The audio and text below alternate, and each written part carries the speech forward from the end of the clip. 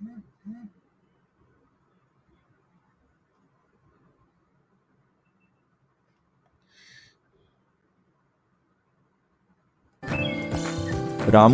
सुना है कि तुम्हारे खेत में अच्छी फसल हुई है। हाँ, काफी अच्छी फसल कटी है भैया इस बार।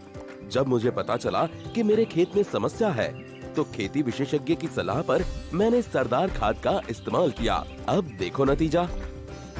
क्या बात है, मैंने तो बहुत कोशिश की, लेकिन नतीजा खराब ही निकला।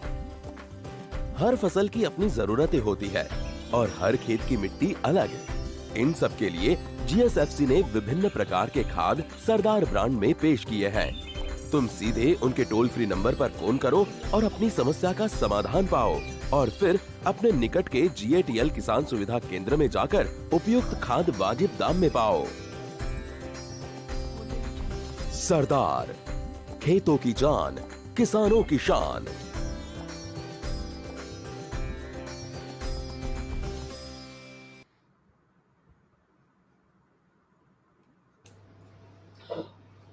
Good morning, everyone. I welcome you all to the symposium of the Amalthea event. My name is Dilip Sundaram. I am a faculty member of the mechanical engineering discipline at IIT Gandhinagar. As many of you know, Amalthea is the annual technical summit organized by the students of IIT Gandhinagar.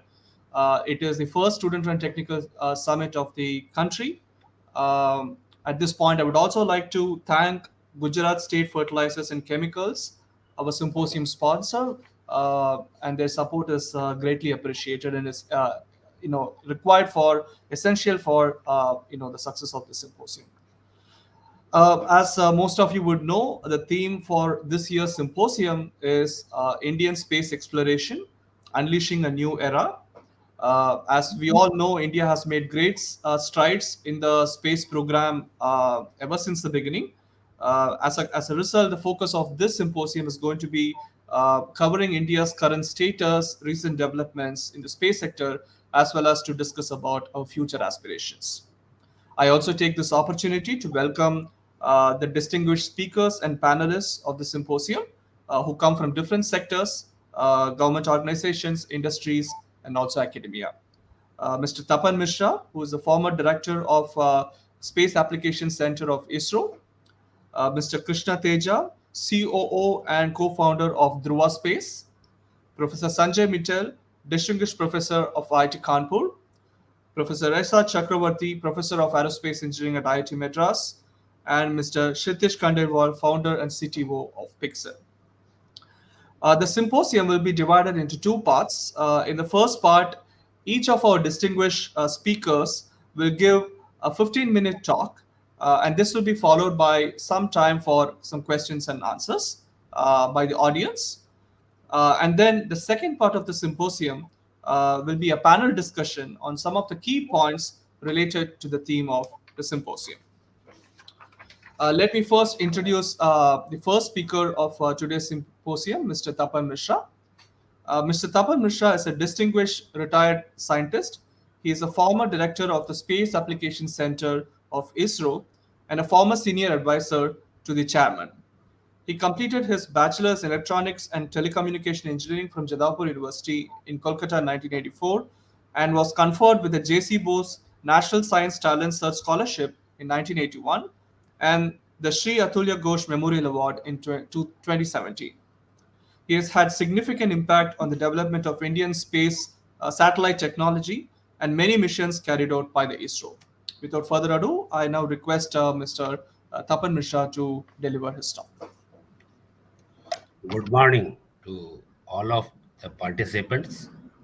It's a very nice gathering of experts, academia, and also the young minds who have started their startups.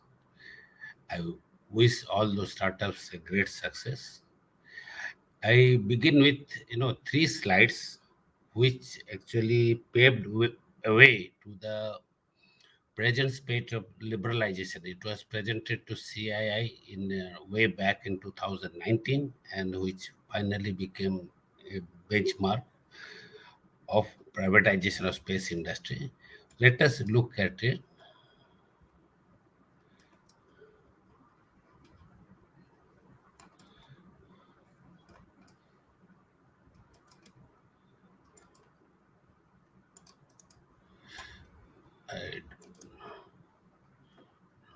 I am not able to share it. That issue. Are you able to see the screen? No, sir, it's not visible. Could you, sir, maybe like drag in or maybe just mail me the slides? I'll present it for you, like in the same thread.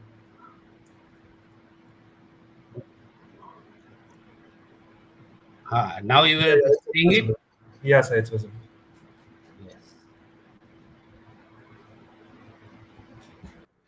You see, this is a 2019 data. The global space economy is of the order of $366 billion. And you'll be surprised that a commercial human space flight consumes a big chunk in a $95 billion.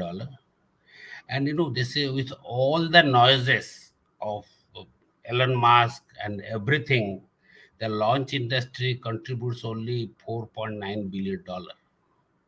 The market is heavy on the satellite manufacturing that includes a payload as well as satellite. That's around $12.5 billion. And a great market exists in the service sector, that is for ground equipment, for all network equipments, and the satellite services, which predominantly telecommunication, remote sensing, science, and defense and security. And if we look up this thing, that's a if we separate it out, the i- investment in a commercial human space mission, or the government space mission, the human space mission, the that what we see that there is a extensive big market of $130 billion in ground equipment and the satellite services. That includes remote sensing, mobile, fixed communication, broadband, radio, television, and all, and a very minuscule in the launch industry and the satellite manufacturing. Surprisingly, that India is present only these two segments. We actually we contribute around $1.5 billion annually in the space program. And if you look at a total scale about the $366 billion, it is just a fraction, less than 0.5%. And if we have to, that's my proposal was, if we have to take it to 5% of the global business in another 5 years, we need to increase our industry by 10 times. Had it been only ISRO to deliver the space industry, then ISRO's manpower has to be increased from presently 17,000 manpower to almost 1.7 lakhs. That is in another railway ministry, which is not possible. And what we argued that time, that it's maybe right time that India really wants to make a mark in the space industry, use it as a convert it from a science and exploration to business, then India's main focus should be the privatization, and in which ISRO should not be the dominant player, but ISRO should be one of the players. Because after all, if a big tree is allowed to stay, then no small tree grows below it. And you see that all the chain reaction started, and all this in space has formed, and all you'll see many more such chain reactions will be coming in another 6 months of time. I would equate this industry growth in the carbon sequestration process. There's in the forest, big trees, they do not absorb much of carbon. They get stagnant, their leaf foliage becomes stagnant. And it is the small trees or the small plantations which actually rapidly absorb carbon from the atmosphere and all. And this is what we need, instead of a big tree which doesn't grow because it has gone big, it has come to a level, and there exists an industry's level, beyond which it stops innovating, it stops becoming profitable. And that is where we need to build the space industry with a private entrepreneurs, startups, young minds. In fact, there are many arguments, whether there are expertise available outside ISRO, whether there, I say that the ISRO people who are drawn from that hinterlands of India, they could bring that great industry. Why not our own children, our own people, our own academia can build that industry? And it's obviously today what you see that a new crop of space industries are coming up in last 1 year. It is a quite a good movement, but I must say it is not very significant movement. And of all the markets, what you see, that is the fastest growing market is the remote sensing and space observation. Commercial and non-profit communications and government and navigation, military surveillance, they have become more or less stationary. But a maximum growth, if you see that it's a remote sensing and space observation, and that is rightly so. You see that so many new startups are coming up in the field of remote sensing and all. But there is a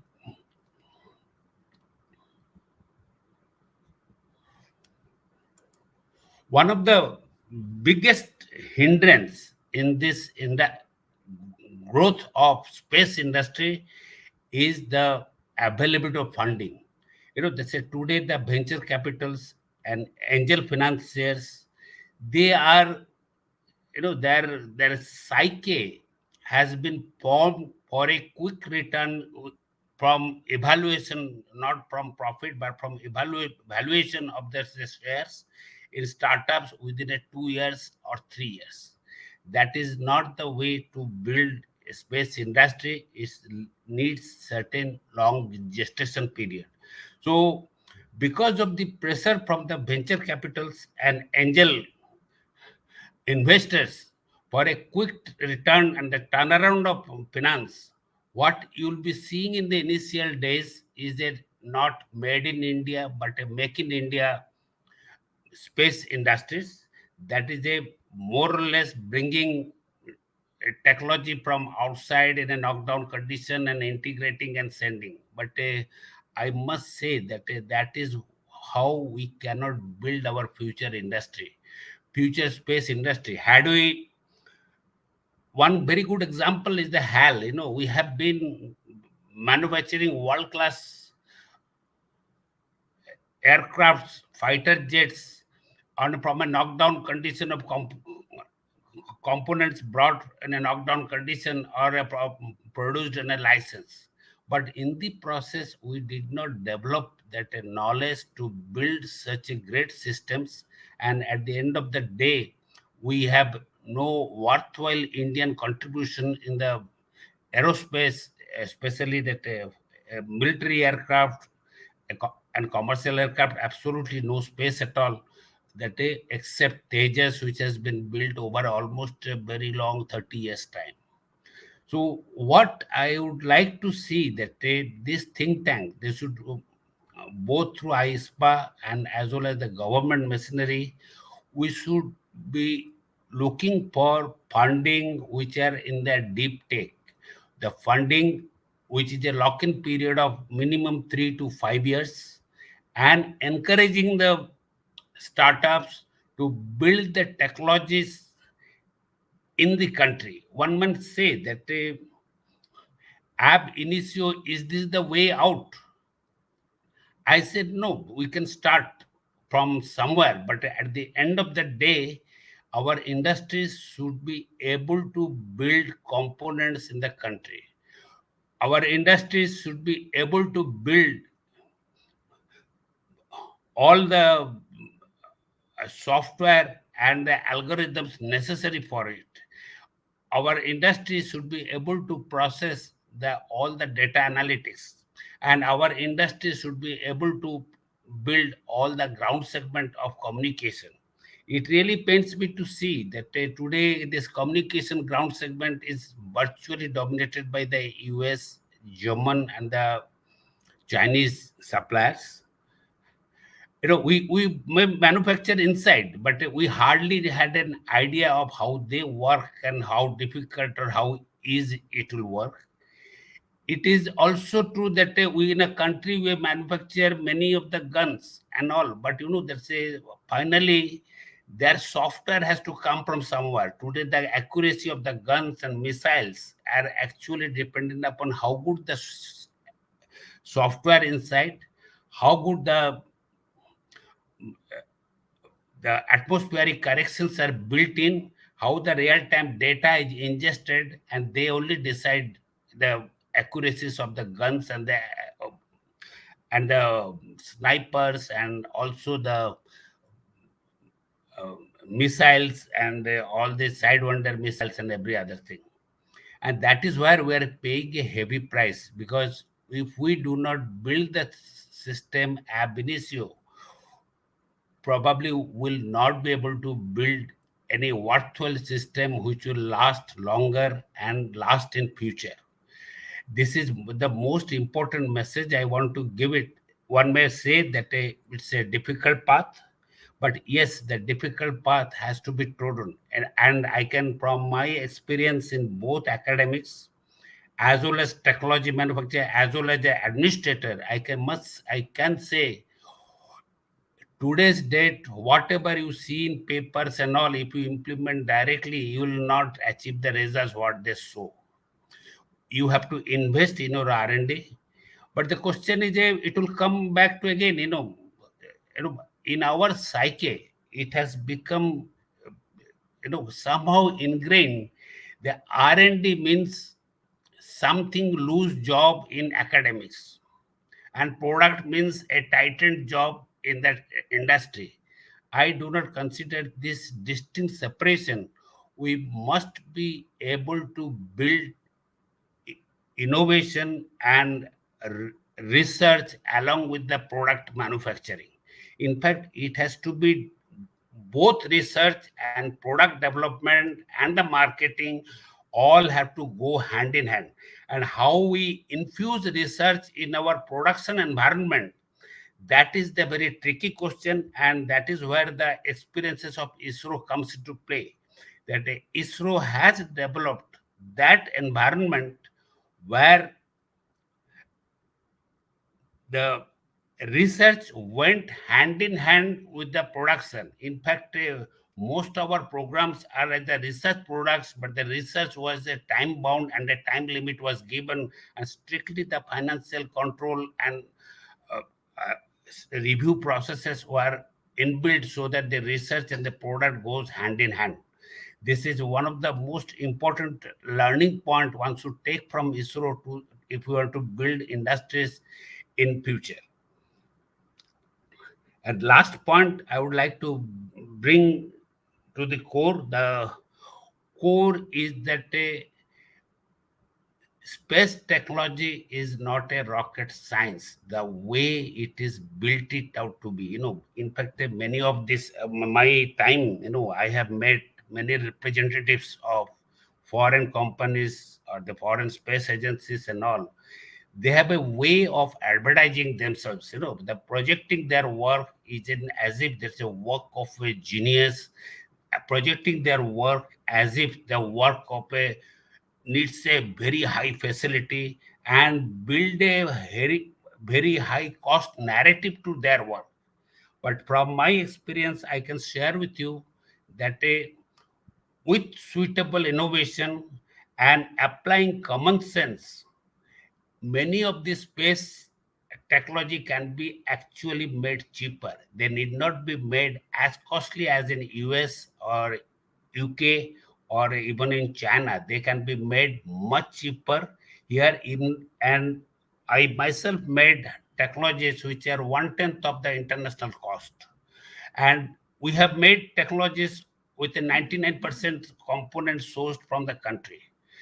And this is possible only way we banish the awe of space technology and the space science from our mind and work towards a product which is survive in space. And my final parting word that in space technology, whatever failures you see, these failures are mostly not of components. They are mostly not of designs, they are actually because of engineers. The most of the failures are the failure of engineers behind. That means a job when is executed, it was not meticulously planned. Its many ramification or the test processes or any failure conditions were not properly envisaged, and so they were not simulated, and the correction mechanisms could not be inbuilt in the design. And that is where I have seen many failures, which is basically where we have not put right people for the right job.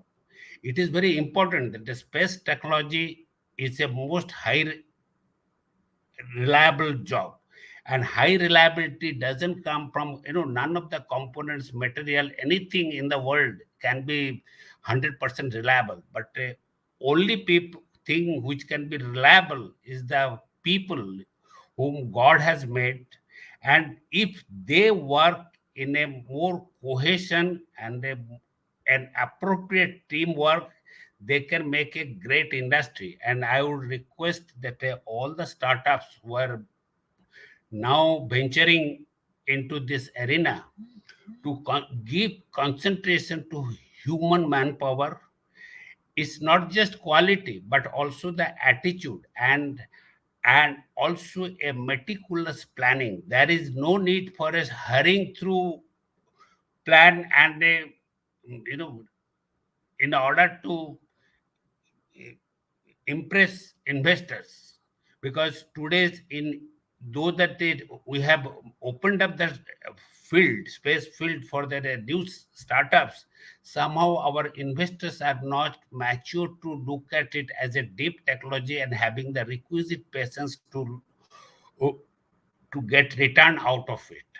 If this, I am sure that over the period, our investors will get mature to this extent, and we'll see more and more patient products coming out. And a great product is always a patient product. Thank you all.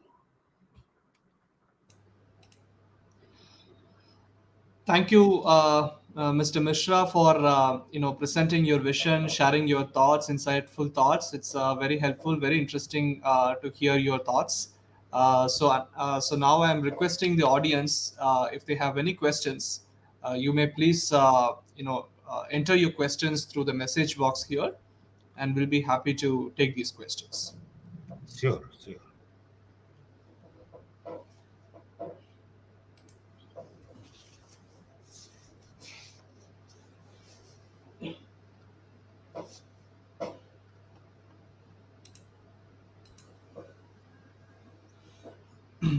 All right.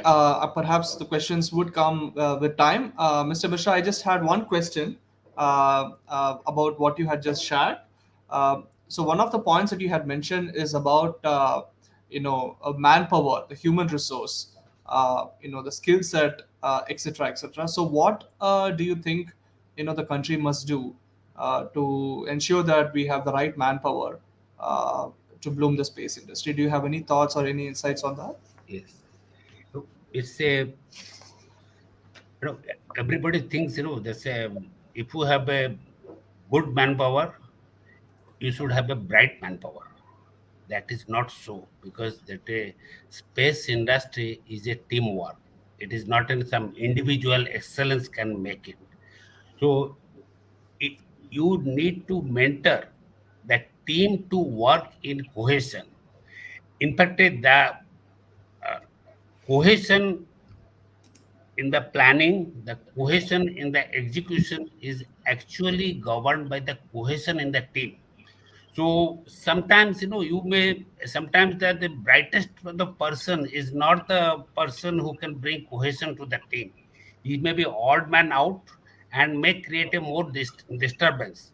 So it is important to select people with the right attitude and a less expectation. When I say less expectation, suppose my father has been an IAS officer of maybe of a very high ranking, the son will be always looking for an expectation of very high expectation.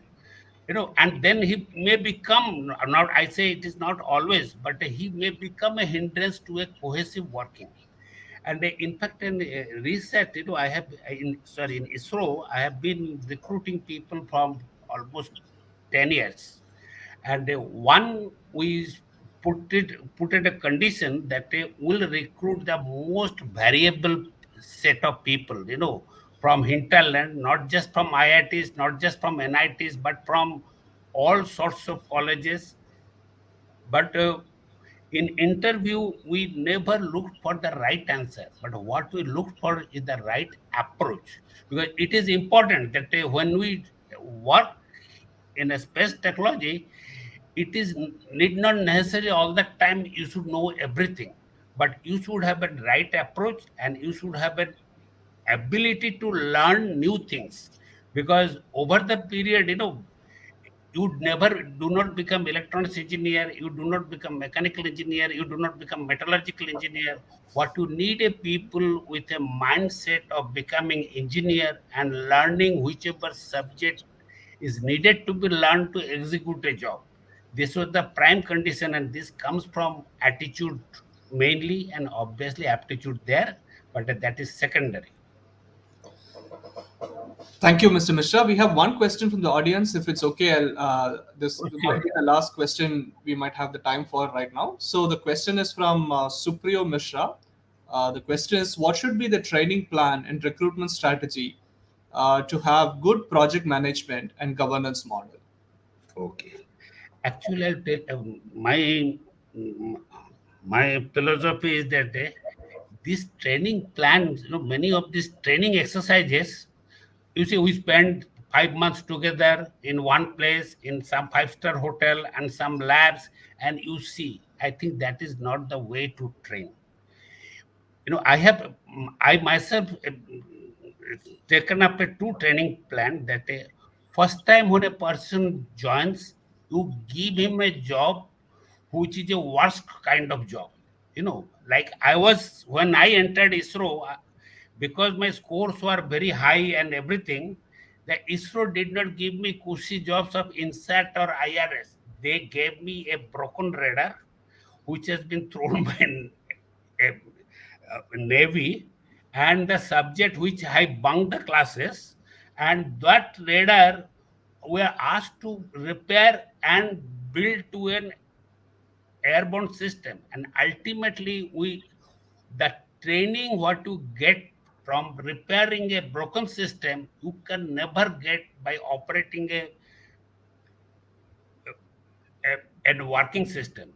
And the second that one, what I would like that the many of our, over the period of another 5 to 10 years, you will see that we tend to forget the fundamentals, basics, you know. And this is, we the students usually skip the classes in first year and second year. That is where the basics are taught, and sometimes with an experience of your working, the basic becomes clear after a quite longer time. In fact, I have sent people, quite a senior, 5 to 10 years senior engineers to IITs for a specific course designed for fundamentals of circuit design, fundamentals of microwave antenna, and fundamentals of even digital design. People will forget even how a flip flop works, and that kills them very heavily when they do a BSDL design. And that is where you will see that the clocks will not be synchronized, the clocks will shift from one place to another, there is a phase shift, and that makes it a very, very problematic hardware to debug. It's all because, not because of BSDL limitation, it is all because our fundamental difficulty in knowing the difference between different types of flip-flops and the propagation delays involved in it. Thanks again, Mr. Mishra. Very interesting talk, and also your answers to some of the questions really were very helpful. I think I'm sure all the audience would be greatly benefited by the words that you have just shared. We again thank you so much for your talk, Thank you. and thank you. And I think we can go ahead with our second speaker, the second talk of this symposium. Let me first introduce our speaker, Mr. Krishna Teja. Mr. Krishna Teja is the COO and the co-founder of Dhruva Space, a new space company with a vision to lead the privatization of the satellite industry in India. He graduated with a Bachelor of Engineering in Computer Science from BITS Pilani and a master's degree in the same from Arizona State University in 2014. His company is currently developing an indigenous small satellite platform with a focus on assembly, integration, testing, and operation of satellites. Mr. Teja plans and strategizes operations and mission requirements at the company. Now I invite Mr. Krishna Teja to kindly give his talk. Mr. Teja, I think you're muted. Yeah, thank you, Dilip, for the warm introduction. I'll share my screen and then I'll start my. Give me a second.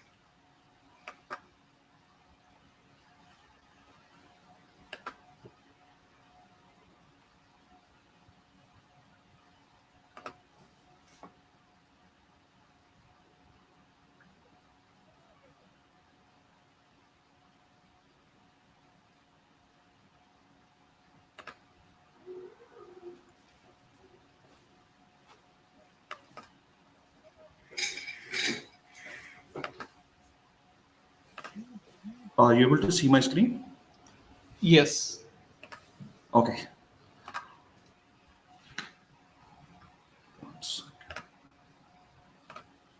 Okay, good evening, everyone. I'm Krishna, like Dilip introduced. I am COO at Dhruva Space.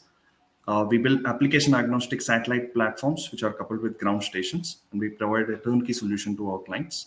Today, I'll speak about space engineering in general, and in that context, I'll speak what we do at Dhruva Space. Space engineering from our side can be divided into broadly these three segments. The first one being the launch segment, which deals with the launch vehicles and the ejection mechanisms, and the second one being the space segment, which deals with the spacecrafts, the satellites, starting from CubeSat, pocket cubes to even larger satellites, and the third being the ground segment, which deals with antennas, receiving equipment, and how you track and download this data from the satellites.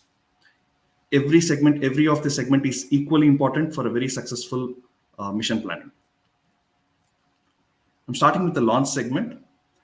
These are the various launch vehicles from India, and the first two you can see are the GSLV and the PSLV from ISRO.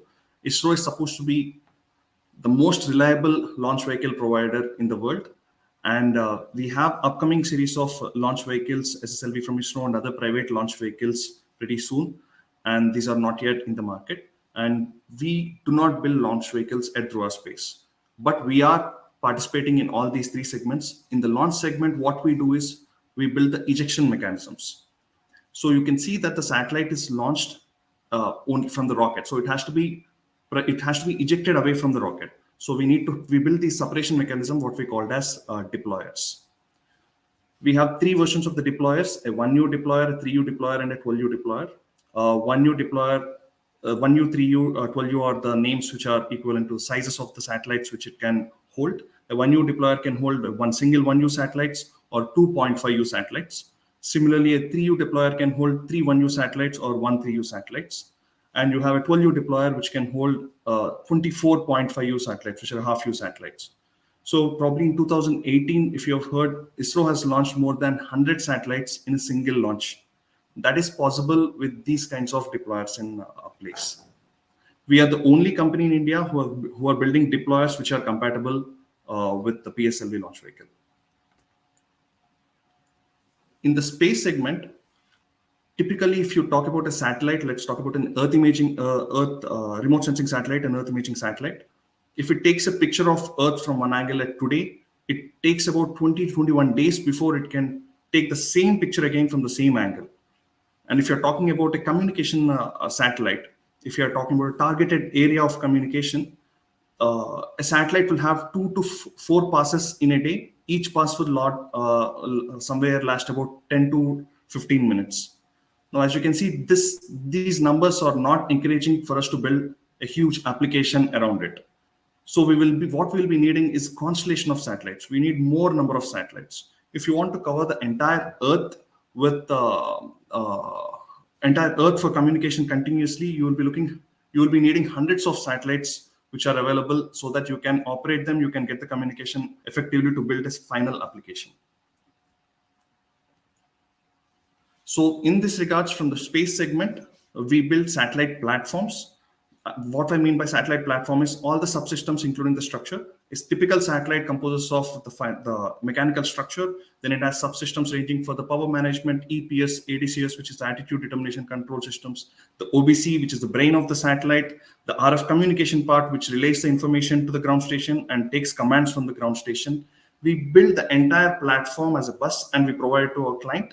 What we don't venture into is the payload part. So we work with vendors to build these payloads, integrate it with our platforms, and deploy it for our clients. We have successfully built. We have 3 series of satellites: P. P30, and P90. Each varying for the variants are based on the sizes. P. is typically varying from 0.5U, 1U, 3U satellite. We are currently built a 0.5U satellite which has passed all ground qualifications and successfully, and we will be launching our satellite early next year. So that is something we are looking forward to excitedly. Similarly, P30 we will be launching by the end of next year. P30 will be used for something like an imaging satellite or a SAR payload or for high data rate communication. Whereas the smaller P. satellite, which will be launching early next year, will deal with low data rates, IoT constellation, or store and forward mechanism, etc. P90 is a bigger satellite. We are talking about 50 to 300 kg satellite. In this regards, R&D is ongoing from our side. We are the first private company to build space grade solar panels. We are currently in the process of building space grade solar panels for a 200 kg class satellite for one of our clients. Coming to the ground segment is what you will need to operate your space asset.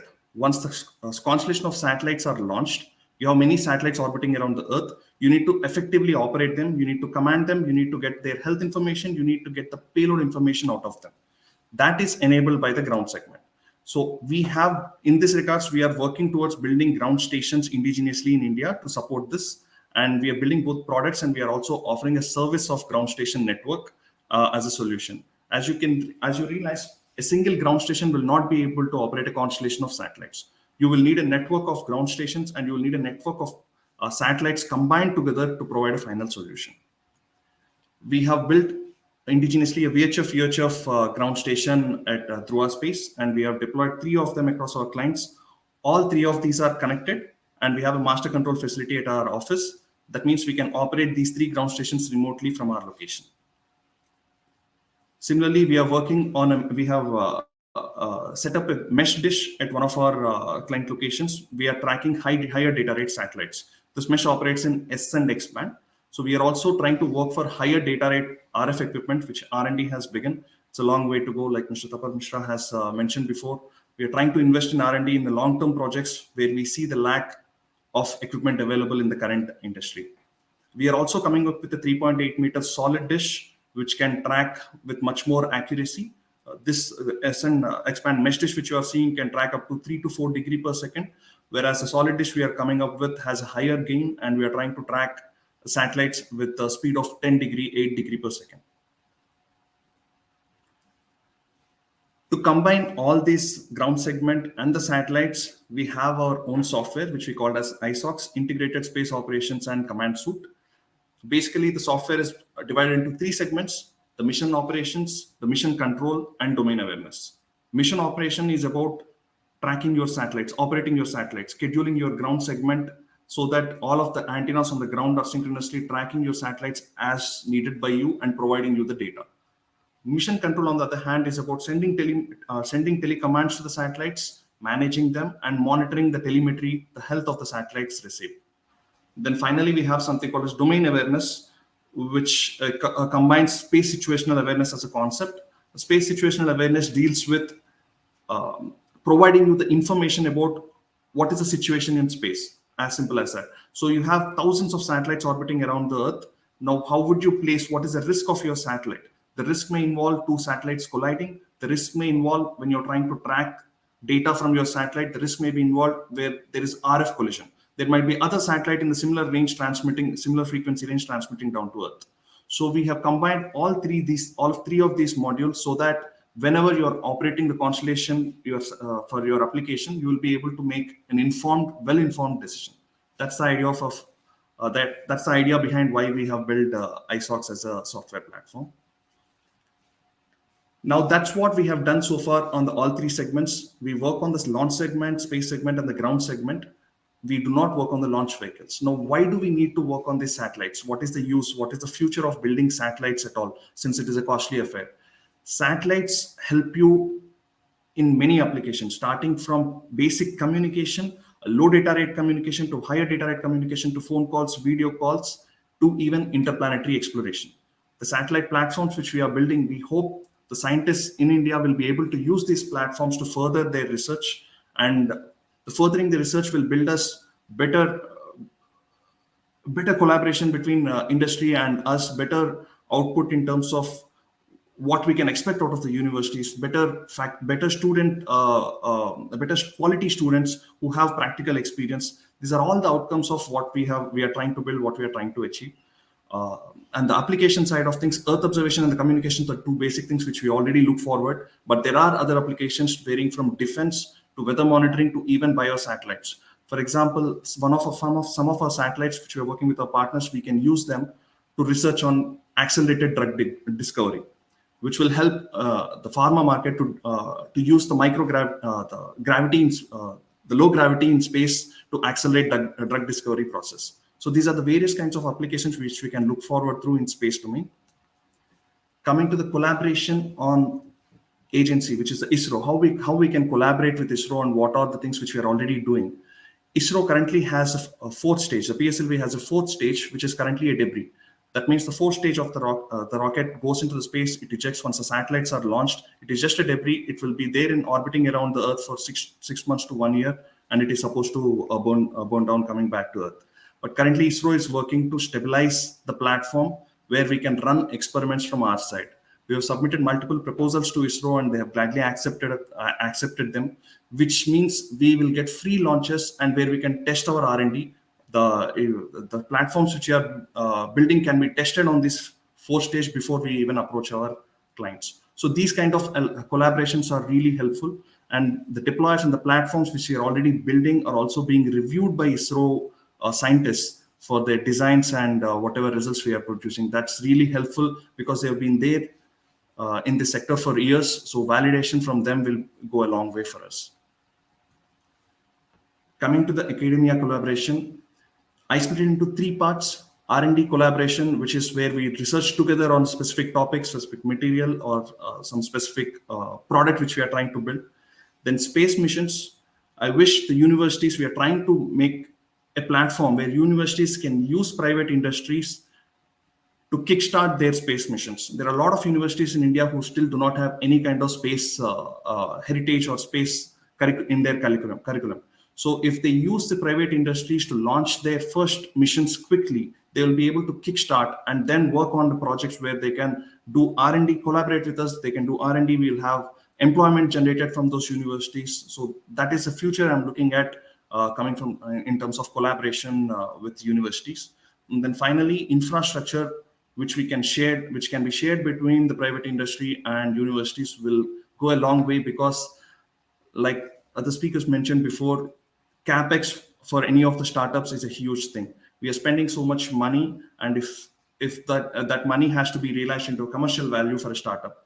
So if there is any infrastructure which can be shared between academia and private industry, that has to be taken very seriously, because it will go a long way in terms of how fast we can build our products. I think that's where I want to end my presentation. This is my brief about the space engineering concept and what we do at Dhruva Space, and what I'm looking forward to from both agency and academia collaborations. Thank you.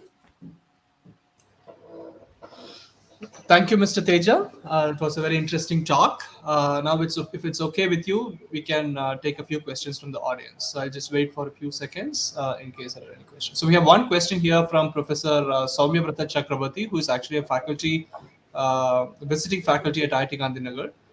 His question is about high data rate communication payloads on low Earth orbits. What type of technology you are developing as against the current high throughput satellite geo-based missions of the ISRO? What is the frequency spectrum are you working with?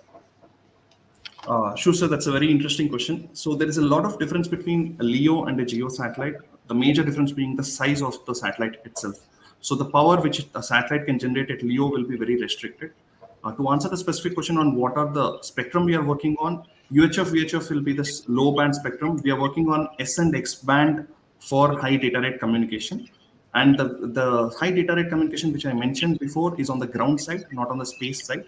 On the ground side, also, we would require high data rate receivers, which are compatible with the end-to-end equipment for the entire RF thing. So that is something which we are working on to generate, to build an high data rate receiver. In terms of technology, what we are using, uh, there is a base platform like CCHDS, which is a generally accepted regulatory body for not regulatory body, general accepted guidelines for how what kind of software you build. But there are other compression algorithms. There are other ways to increase the speed by reducing the data you are sending through. So we are trying to work at that level, and also we are trying to work with. We are actually one of the participants in Qualcomm challenge. We are currently undergoing. We are trying to use 5G in space. Some of the 5G technologies which are trying to get high rates, we are trying to convert that and use from space. So those are the places where we are trying to improve upon as a technology concepts. But from the frequencies point of view, S and X would be the target for us. KA is also something which we'll be looking forward to in future. I hope that answers your questions. Thank you. Thank you, sir. I am not sure if there are any other questions. For now, if there are no other questions, I would once again thank you, Mr. Teja, for giving us a wonderful talk. Of course, we'll discuss more during the panel discussion stage. Sure, sir. Thank you. All right, thank you. All right, so now we move ahead to our third speaker, Professor Sanjay Mittal. So let me introduce him. Professor Sanjay Mittal is a distinguished professor at IIT Kanpur.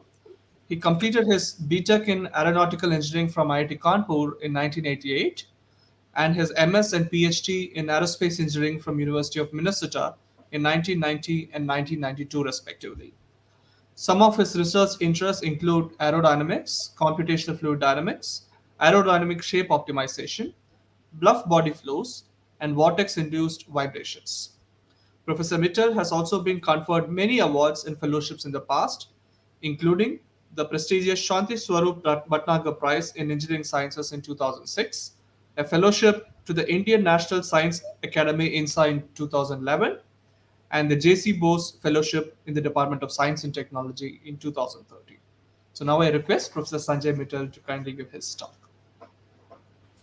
Thank you very much, Professor Sundaram, for this very generous introduction. I'm also very grateful to the students for organizing this event, specifically Chandili and Aditya. They have really worked hard, and especially in these times when physical meetings are becoming such a no-no, as soon as we kind of come up with the answer to one hurdle, we get another one. And it's very heartening to see that they've still kept the tempo up and organized this. So I'm very pleased to be here. I'll try to share my slides. Let's see if I can.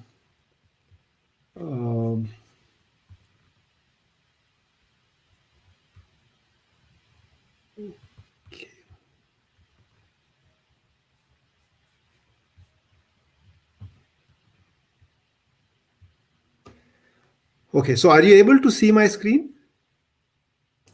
Yes, Professor Mittal, we can see your screen. Perfect. Perfect. Yeah. Perfect. Thank you. So I'll as I work in the university primarily, so my presentation or my remarks would be a little bit different than we have heard from the earlier two speakers. I mean, they're really an eye opener for me, both the presentations.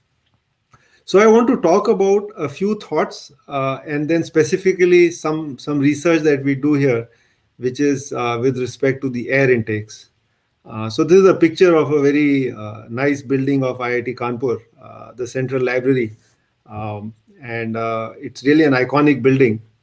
And a postal stamp actually came out of this when we celebrated our 50 years of existence, and I really like this picture. So, so first of all, I think there may be some students here who don't really understand too much about the space. So I thought I'll just give some trivia. So space is a very glamorous term actually, and typically we say that something that exists beyond the Earth and its atmosphere. Very loosely, that's what we call as space. But it's actually very difficult to define exactly what space is. So, what is the difference between space and atmosphere? This becomes quite important because there are a lot of companies now which are even offering, commercial flights to space. So technically, if you go beyond the Kármán line, which is about 100 kilometers from the sea level, then we kind of say that that's where space begins. And just to give you an idea of how harsh these conditions could be compared to where we live in our atmosphere, the Earth's atmosphere. So, at the surface of the Earth, we have pressure, one atmosphere, which is something like 10 to the fifth pascals. But if you go to 100 kilometers, we are really talking about very close to a perfect vacuum. So it's very low pressure, 0.032 pascals to be precise. And then we are talking about microgravity because we are far away from a celestial body. Uh, we could have radiation, very strange kind of radiation, which doesn't really bother us on the surface of the Earth. And these are extremely hazardous to human body. I mean, conditions of microgravity. We have seen pictures of crew who have just come back in a re-entry vehicle, and they take quite a while to even get up and walk. We've heard things about what the low oxygen levels and low pressure does to human body. There are psychological effects. There are physiological effects. Uh, I mean, they are not well known at all. So people have been exposed to these conditions, but not in a manner where detailed studies can be done. For the cost is exceptionally high. If one wants to do space travel, I mean, compared to what one would do on Earth, the numbers are just beyond reach for most people, and it is only at a very institutional level or at a national level that one can even think of these ideas. Professor Mitchell, sorry I am interrupting you. I don't Uh-huh. think we are seeing your transition in slides. Um, uh, I am still in the first slide. all So, right. oh, you are still okay. Okay, I see. All right. I'm happy you pointed this out. So maybe what I'll do is I'll okay. Um, let's see what is the best way. I will stop presenting, and then maybe what I should say is share screen and say my. Maybe I should do my entire screen. Maybe that will be better. Are you able to see now the screen which says space? Yes, I can. We can see it right now. Okay. Um, So let's one see. possibility is you could go to presentation mode if that's possible. Maybe that might. Right. That's what I was doing actually, but All right. I just changed my computer yesterday. Not very conversant with this. So, are you now able to see the transition in slides? No. So we are still in the space slide right now. Slide number Okay. 2. Yeah. Now I think we have gone to slide number 1. Okay. So, I think I should really share my entire screen. All right.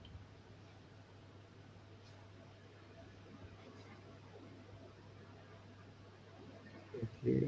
I go here, then I say,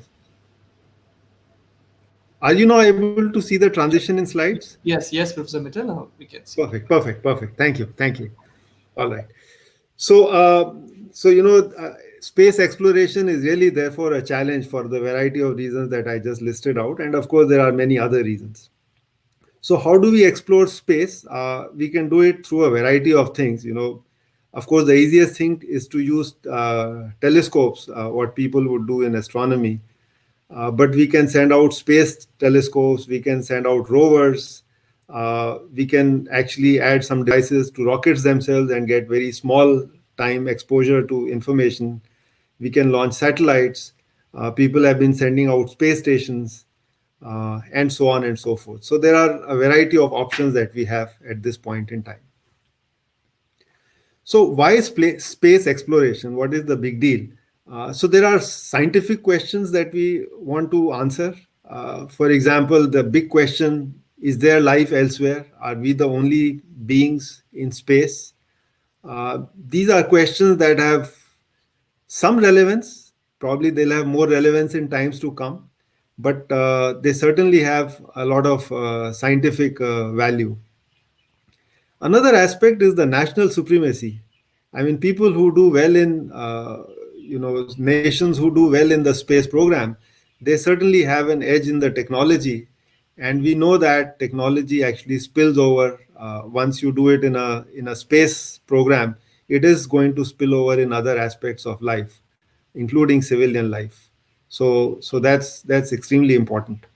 Collaborations, I think people are learning more and more. For example, Europe has done that it is better to do things as a bunch of countries and not just a nation alone.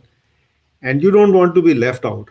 Collaborations often will happen between institutes or individuals who are at uh, the same footing, at least similar footing.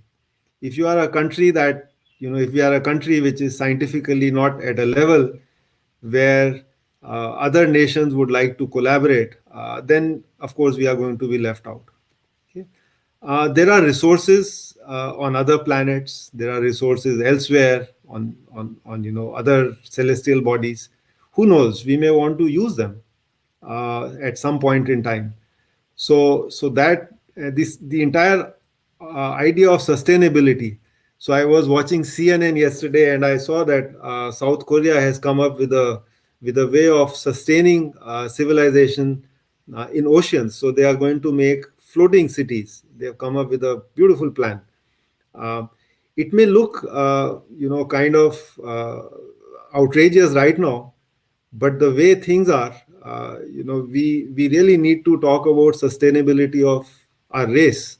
There is definitely a threat, and if we want to even think about it, we have to start planning now, and we cannot wait, till the moment comes. And of course, this bad word, which the war. I mean, we nobody wants to start a war, but in case there's a warfare, there are aspects of space exploration, the technologies that one uses. For example, the launch vehicles that are used are going to help even in missiles and in several other aspects. So there are these ideas that kind of motivate us to look at space exploration. So as I said, astronomy has been looking at astronomers have been looking at space exploration for a while, primarily through telescopes, and that's probably the safest way of doing it, and most likely the cheapest. So you can set up very large telescopes, a whole network of telescopes, and make observations. People have also worked on these unmanned space probes. You can have interplanetary missions. There are many of them. So the Venera, Mariner, Pioneer, Voyager, Dawn, and of course the Indian probes. For example, the Chandrayaan and the Mangalyaan. We can also do deep space exploration. So why just limit ourselves to our, the solar system? Can we go beyond the solar system? And in fact, if we want to do that, because travel takes time, again, we need to plan that and put a vehicle in place. So far, I think Voyager 1 is the only one a vehicle which is beyond the edge of our solar system, and it is into the interstellar space. And if you want to go any further, then it turns out we are going to need new propulsion systems. So there's a new set of technologies that are needed. The technologies that we use today, they may not work in those hostile environments. The radiation is very large. The energy level, the speeds that we are dealing with of the radiation, it is immense. And in fact, we also don't know how these systems would survive those environments, leave alone pushing them into that kind of environment. So there's a whole set of knowledge that needs to be uh, generated and probably put into place for this to happen. But of course, the most exciting part, which is extremely glamorous, and it's so glamorous that it has become an issue of national pride, is human space flight. So there are very few countries which can boast of human space flight. So people have talked about going to moon, landing there. There are these missions of Skylab, which US did in several decades ago. Then, of course, now we have International Space Station where there are crew members all the time. So they kind of play a relay race. You cannot stay in a space station for too long for some of the reasons I mentioned. So people take turns. Then we had this idea of a space shuttle where a vehicle takes people, launches to docks to a station, drops them, brings them back. There are also talk about reusable launch vehicles. ISRO is actually talking about it. I'll speak about it a little bit, where one can take satellites and launch them. And of course, recently there has been a lot of talk about space tourism. So there are these companies which are planning to offer an experience into space to those who can afford. And the day probably is not far when you could just sit in a space shuttle kind of a vehicle as you do today in an Air 320 aircraft. India has its own plan of launching Gaganyaan, which would be a crewed vehicle. Um, I mean, crude in the sense CREWED. I hope I'm not misunderstood. Um, and of course, Mars is one planet which people have been, very excited about, and there are lots of missions that are being planned. And there's just so much excitement related to humans going into space flight uh, that the satellites that we launch and the information that we get from them, and the fact that they've become uh, such a reliable part of our lives. I mean, everything that we do today has probably something to do with what the satellites contribute. We don't even talk about it, okay, as common man. But in terms of glamour and in terms of the scientific questions, there are these aspects which I have listed on this slide. They seem to be the talking points in the town. So I just wanted to give a flavor for some of the students who are watching this, that how complicated and this whole thing is, and what is this whole business of launching satellites and so on. So I've taken one example from one of our missions, Mangalyaan, uh, which is actually supposed to go to Mangal, the Mars. So the project outlay is about 450 crores, and this is the least expensive Mars mission in the world. I mean, it is something that we can take a lot of pride in, and Mr. Tapan Mishra alluded to this in his opening remarks. It is, I think, the cost is something that we as a country are very good at, figuring out how to leverage our position in this market.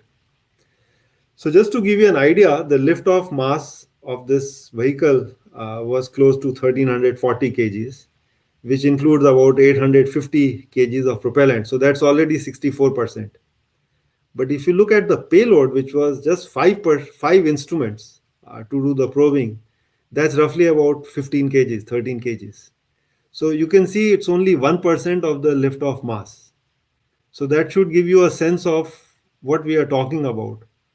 So to take a payload of 1 kg, we actually lift off about 100 kgs. I mean, it's actually a mind-boggling number, and we need to push these numbers to our innovative part of the society, so that people can take interest in it. So I just wanted to say here that Mr. Mishra also alluded to this in his opening remarks about the manpower and the need for good manpower and the training, etc., that you need in organizations. What has happened is, as he rightly said, that everybody is out to make a quick buck, and people want results very quickly. I mean, that can be at the institutional level, that can be at an individual level, and students are no different. There are all these students who work very hard after their 12th class. Our country has a very competitive environment, and then they quickly want to see what is the best they can milk out of it. Okay, and they want big packages, and in that whole game, somewhere the glamour of technology, the glamour of science, that somewhere is lost. I think we need to, as an academic institute and as a society, kind of excite these students and scientifically challenge them. I think one thing that we have not been able to do in the last 2 or 3 decades is, we get a lot of young minds who have worked very hard. They are exceptionally bright, but we've just not been able to challenge them. And this slide is just to show what are the challenges that we take for granted even in these missions. So this launching date was November 5th, 2013, and I'll try to point out with my mouse here. So that's Earth on 5th of November 2013, and this is where Mars was on that day, okay, in some other orbit. So what the mission is, that this vehicle is launched, and then it kind of does these series of orbits, and then you put it in this green color orbit, okay, on a certain day, and that's actually 30th of November. Okay, so till then it kind of goes around the Earth, and then on a certain day, on 30th November, this is launched into this Mars trajectory. Okay, and this is where on 24th September, the uh, the satellite is around Mars, and this is where Earth is, on 24th of September. So you can see the technology that is being used in this whole mission. I mean, it is straight out of fiction. I mean, if I had to throw a stone accurately, if I had to fire a missile accurately, versus if I had to launch a vehicle that kind of involves all these heavenly bodies, and it should go precisely into a certain orbit. And given the fact that they are not in my line of sight at all, I don't know what is going on, and we can still miraculously do this. It must be. I mean, if this is not science, then what else is? It just always makes me very romantic about the science. So here's a picture of the launch that took place, and the satellite itself. Again, it's very complicated, and I think other speakers have alluded to this, that you need state-of-the-art launching systems, you need state-of-the-art satellites which can withstand all this trauma of the launch. And no wonder this came up on our currency note. It was such a landmark event. So we don't use currency so much these days. It's all through digital media. but next time you pull out a 2000 rupees note, I think you can have fun at it that we have a satellite on it. Okay, this is a picture actually that this device took of the Mars, and such a detailed picture, and it sent quite a few of them. So India has done remarkably well in nuclear and space, and I think we are at a very good launching pad.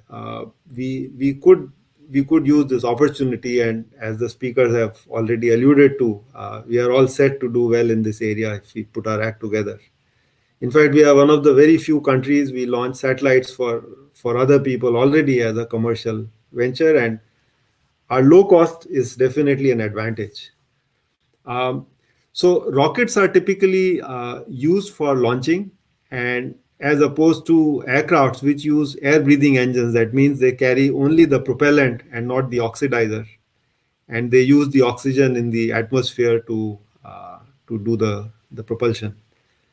So rockets typically would lead to very heavy vehicles because you have to carry with you not just the payload, but also the oxygen and the fuel. But if you plan to use, at least for part of your mission, an air breathing engine, then you can actually have vehicles which are much lighter.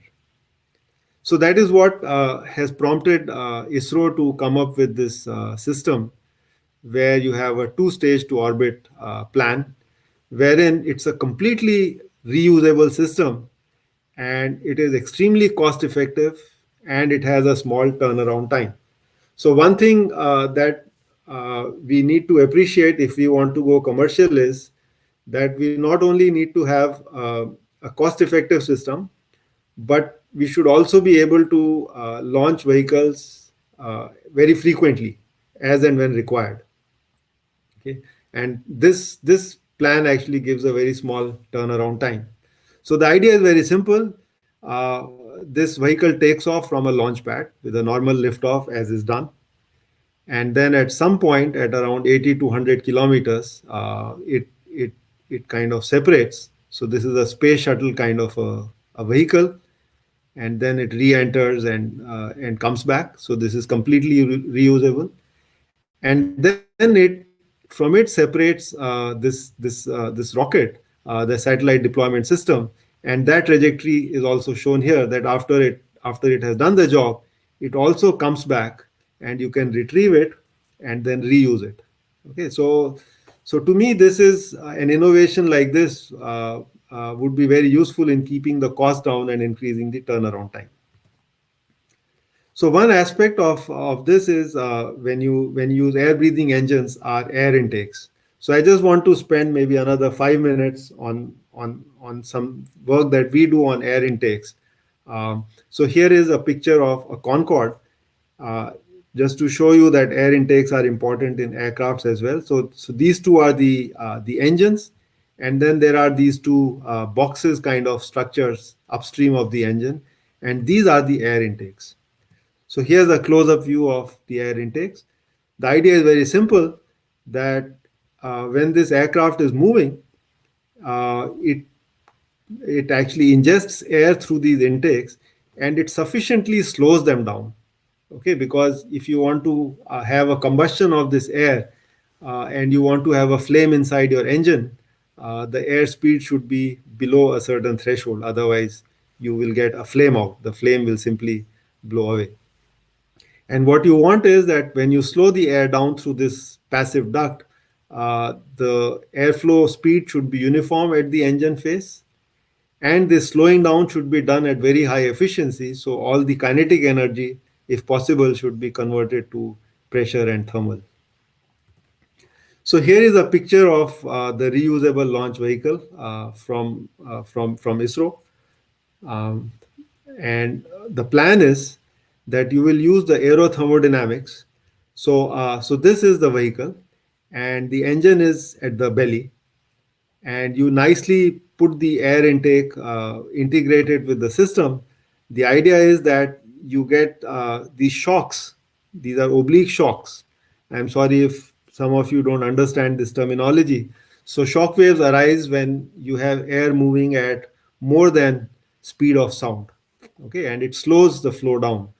So there are these two oblique shocks that form that slow the flow down, and then you have another series of shocks inside this device. That's the air intake. And once the flow has slowed down, it is not as quick now as the incoming air. Then you can inject fuel here, burn it, and you can get very high speed jets, which are again thrown out, and that's what pushes the vehicle forward and generates force for you. Okay, so what I want to show you in the next few slides is some work that we have done on the design of these air intakes so that they give a reliable system. So there are several types of intakes, those that cause external compression or completely internal, or something which is mixed, that slightly some compression is outside and most of the compression is inside. Then these are some operations where you have a strong normal shock. So when it sits at the throat, the minimum area, that's called a critical condition. This is neutrally stable. If it sits downstream of the throat, that's stable, but it's not very efficient. And if it becomes subcritical, that means it goes upstream of the shock, then it's no good, because then your intake will unstart and you will start getting strange things. You don't want to do that. So here is a ramjet engine where you get flow coming in, and as I showed you earlier, you can slow it down inside the intake, put in fuel, burn it, and throw it out. So we just want to look at the air intake part of this engine and apply some back pressure here, which would be in the combustion chamber, and see how the intake reacts to that. So this is a GSLV engine. It is a double ramp. This is a finite element mesh, a numerical work. And when you do some viscous flow on it, you don't get a very good flow. Okay, so you can see there's this blue region here, which is a separating flow, and therefore that's not allowing enough mass flow rate to go to the engine. So this is no good. And what one wants to do is reduce this region of this blue region, which is recirculating flow, and we use a technology called bleed. So typically this cowl is this ramp is perforated, and you suck air inside it so that you can do a boundary layer control.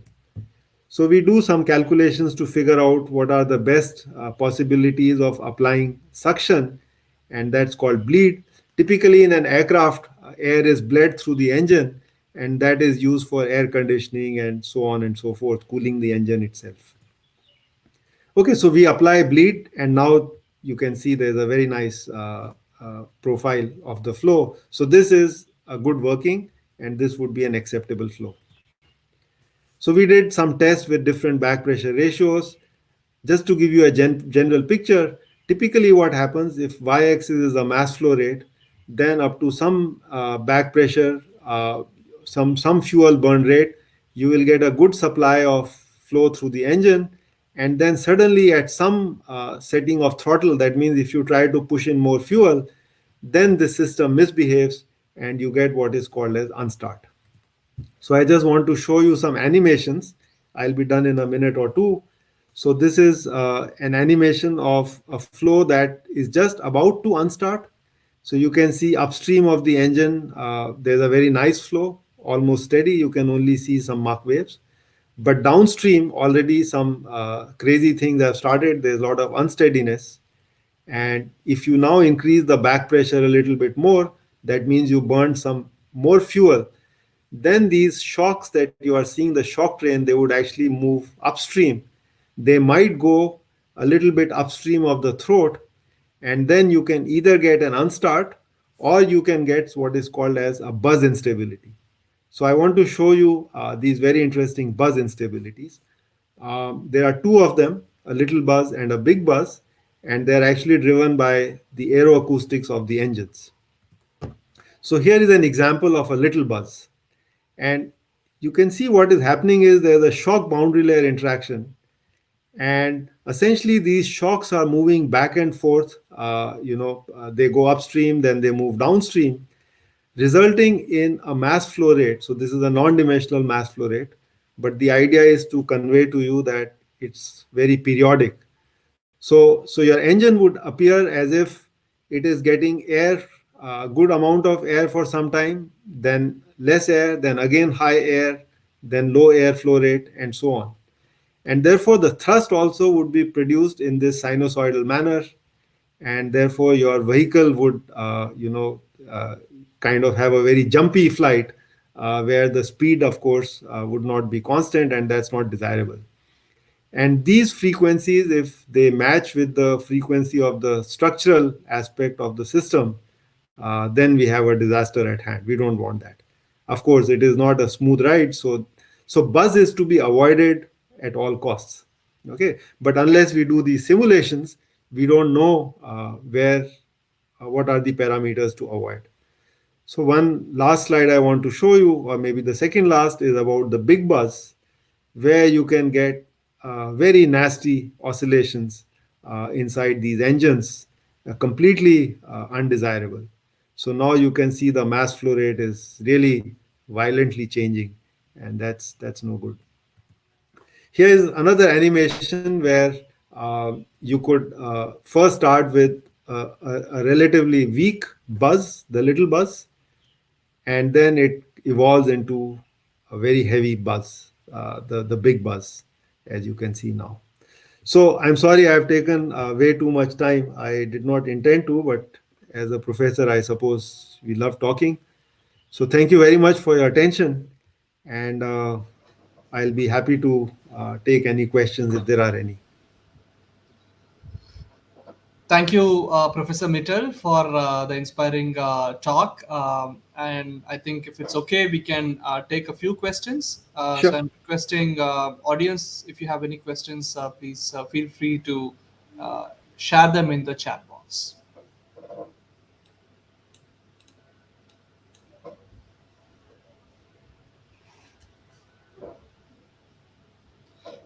So perhaps, Professor Mitchell, as the questions come in, I had a question for you, if it is okay. Sure. Sure. Uh, you had initially mentioned about you know uh, students, what they probably would perhaps they would need to do to be successful if somebody is aspiring to be a scientist, who is interested in the space field. Do you have any thoughts, any suggestions, any tips that you would like to share, because there are a lot of students in the audience. Absolutely, absolutely. I think that's a wonderful question. So, I was a student myself, and I have seen several students now over the last 25 years. And in fact, we have two children, my wife and I, and they both done science. So I have that experience as well. And there are, I mean, if you look at a typical student, I would say they would fall roughly in two categories. One is students who are very aware for a variety of reasons because of their background or their inquisitiveness, and they kind of know what to do, and they basically figure it out. I mean, but these students are very few. I think most students, and when I say most, I would say about 90 to 95%. These people just look at their peer group and think a little bit as to what they are doing and add a little bit more depending on their opportunities, and just move ahead. I think when the student is in a class 9 through 12th, their main aim is to get into a competitive college, if at all they want to do science. And basically, then they believe that the college would push them in the right direction. So they work extremely hard, as they should. I mean, that's the only goal they have. The problem is after they come into the system. I mean, you are at Gandhinagar, I am at Kanpur, and there are many colleagues in different institutes. The problem is, I think we are not challenging these kids enough. And I do not have an answer as to how we can challenge them. I mean, we need to really think, because these are very smart kids, but they are lost in the mundane things of physics, chemistry, maths, bio, thermodynamics. They don't really get to know what all is possible. and there are very few of them who do it on their own. So, because we are playing a very passive role as faculty members, as maybe so-called mentors, the students do what they feel is the best. They look at their peer group and they realize, look, there is a market out there in Facebook, Twitter, Flipkart, banking, data analytics, and that pays very handsomely. So they are actually running parallel classes. So even if I am a student in aerospace engineering, as of today, I would do online courses and coach myself to do coding and other things. And therefore, my energies are now divided into something that is pushed by my peer group and something that has been pushed by my destiny of class 12th. Okay. So I think what we need to do is basically expose these students in a very gentle manner to what all is possible. I think if we challenge them enough that look, there are these problems that you could solve. You are good enough to solve them. Unfortunately, the exposure to problems in a university is limited. I can teach them only what I know. And frankly, I know very little. I don't really know the space program. I mean, I only know the fundamentals. So I think the time has come where I think Mr. Mishra made this point, Krishna made this point, and I'm sure others will make, where we need to expose these kids, very bright kids, to what really is, what are the opportunities. I think they don't know, and the fault lies with us. I don't know if I've addressed the question that you asked. I kind of turned it around on myself and not on the student. Yes, Professor Mittal. I think you have answered the question. I think we indeed have to challenge the students sufficiently well. They have a lot of potential. Get them excited about the subject, the science, and I think that's also essential for the success of the space program in the future. All right. I perhaps would just have one question. I was just a little curious about one of the concepts that you had proposed about this two-stage, spacecraft. So, is this sort of a hybrid between air-breathing engine and the rocket engine? It has both of them in the same system, if I understood correctly. That's right. That's right. So, in fact, it is not my proposal. It is straight from the website of ISRO. Right. So they are saying that every time you want to launch a vehicle, you have a new rocket. It's very expensive, and it has a very large lead time. I mean, there's a whole process that one has to go through in even assembling it and putting it together. So what they are suggesting is that to reduce the cost and the turnaround time, let's have a vehicle which is completely usable or reusable, and it has two components. You can use the launch vehicle, the space shuttle kind of concept which comes back, and then even the vehicle that puts the satellite into the orbit, that also is retrievable. And when it comes back, you can probably do some small repairs to that, and it's good to go for a few more launches. So they're already working on it, and they have demonstrated it. And I think that concepts like these, and probably fine tuned a little bit more, would add a lot of value in the commercial market, I believe. Okay. Thank you, Professor Mitchell. I think, as such, there are no other questions from our side, from the audience side as well. So, thank you again for giving the talk. So, we will uh, perhaps go to the next speaker of this Thank you symposium. very Thanks much. a lot. All right. So we go ahead with our next speaker, Mr. Kshitij Khandelwal. So let me briefly introduce Kshitij. Mr. Kshitij Khandelwal is the founder and CTO at Pixel. He graduated from BITS Pilani with a Bachelor of Engineering in Electrical and Electronics Engineering in 2019 and has been a guest speaker at TEDx Youth at Love Day. He founded his company in the same year he graduated. Pixel is currently building and operating a constellation of hyperspectral Earth imaging satellites in low Earth orbit, which will be able to detect oil and gas leaks, determine crop and soil health, and track air and water pollution levels. Through his company, he works towards building the future of small satellite imaging, one image at a time. Now I'm requesting Mr. Shitish Khandelwal to kindly give the talk. Thank you, Dr. Sundaram, for that kind introduction. And very good morning to everyone. It's a pleasure to be talking to all of you today. So, 49 years ago, on this very day, the Apollo 17 astronauts landed on the moon for what was to become the last time humans were on the moon. And that was long back. And even though the Apollo program ended due to its massive budget constraints on the American taxpayer, this is early 70s, space exploration in that era led to the introduction of space technology for mainstream applications on Mars. So, from our computing systems to our smartphones to solar panels that we use to GPS, space technology has impacted every aspect of a technological revolution at the turn of this 21st century that we find ourselves in. Around the same time as this Apollo 17 landing, a young India was blooming with dreams of space exploration.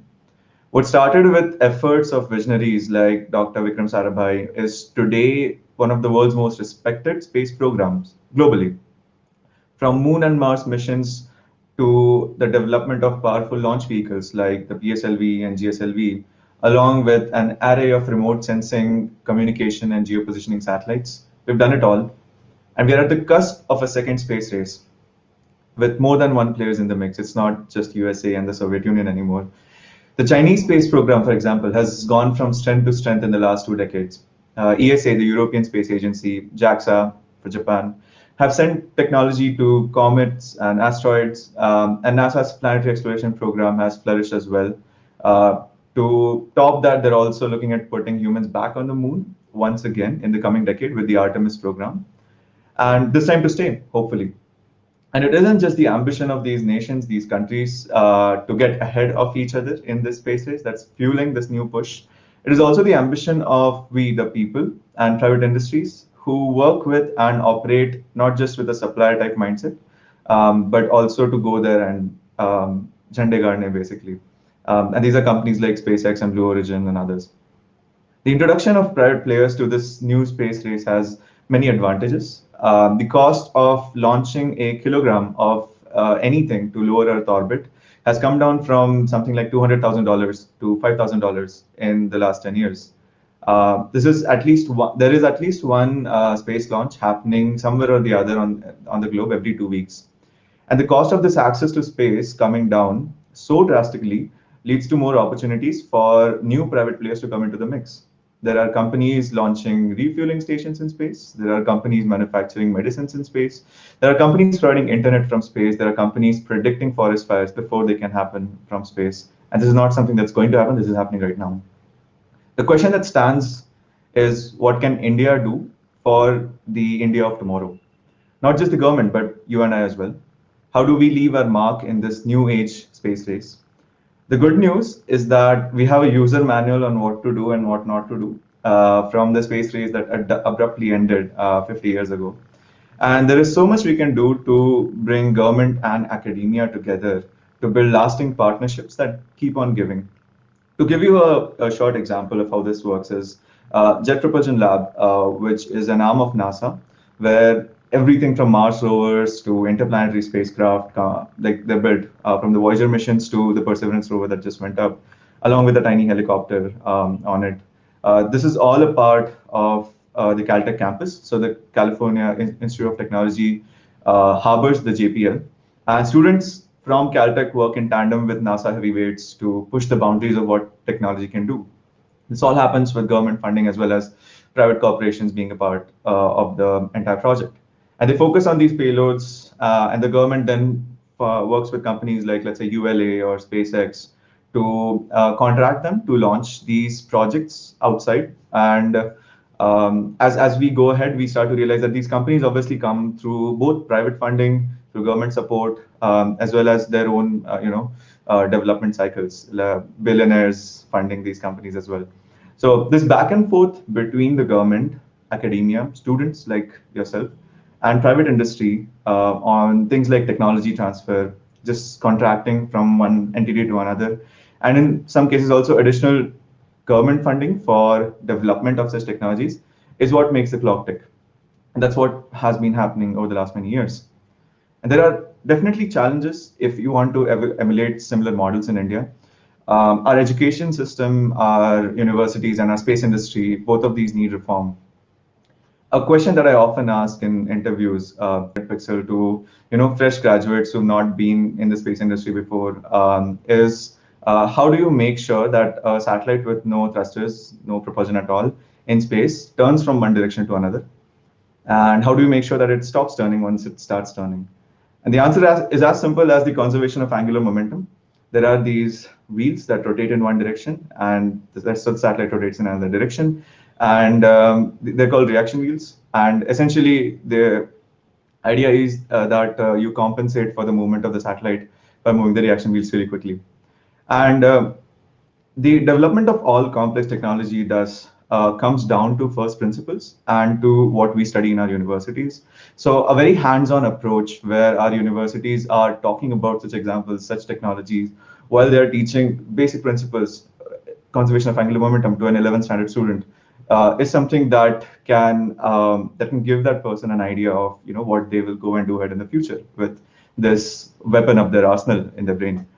And it's not that difficult to make reaction wheels, honestly. What's difficult is to test them for accuracy and to qualify them for space. That's where private industry, that's where the government space agency and other people come into picture.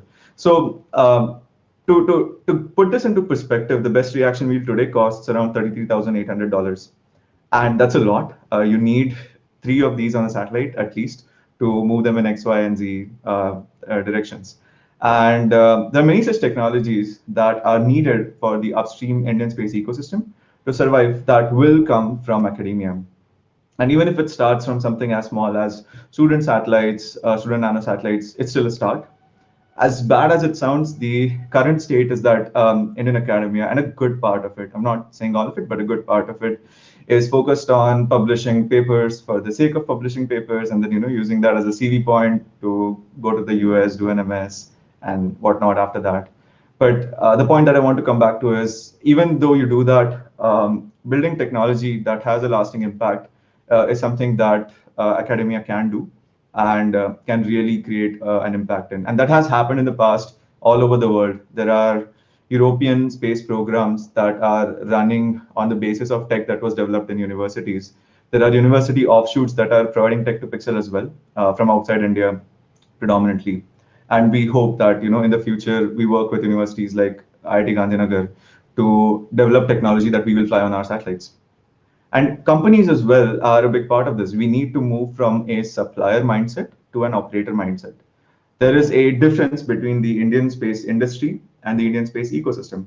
The Indian space industry is a bunch of companies who have built some technology, which these companies often call as a build to spec technology, and they build it for ISRO, and they survive on the trickle down of whatever government budget is there.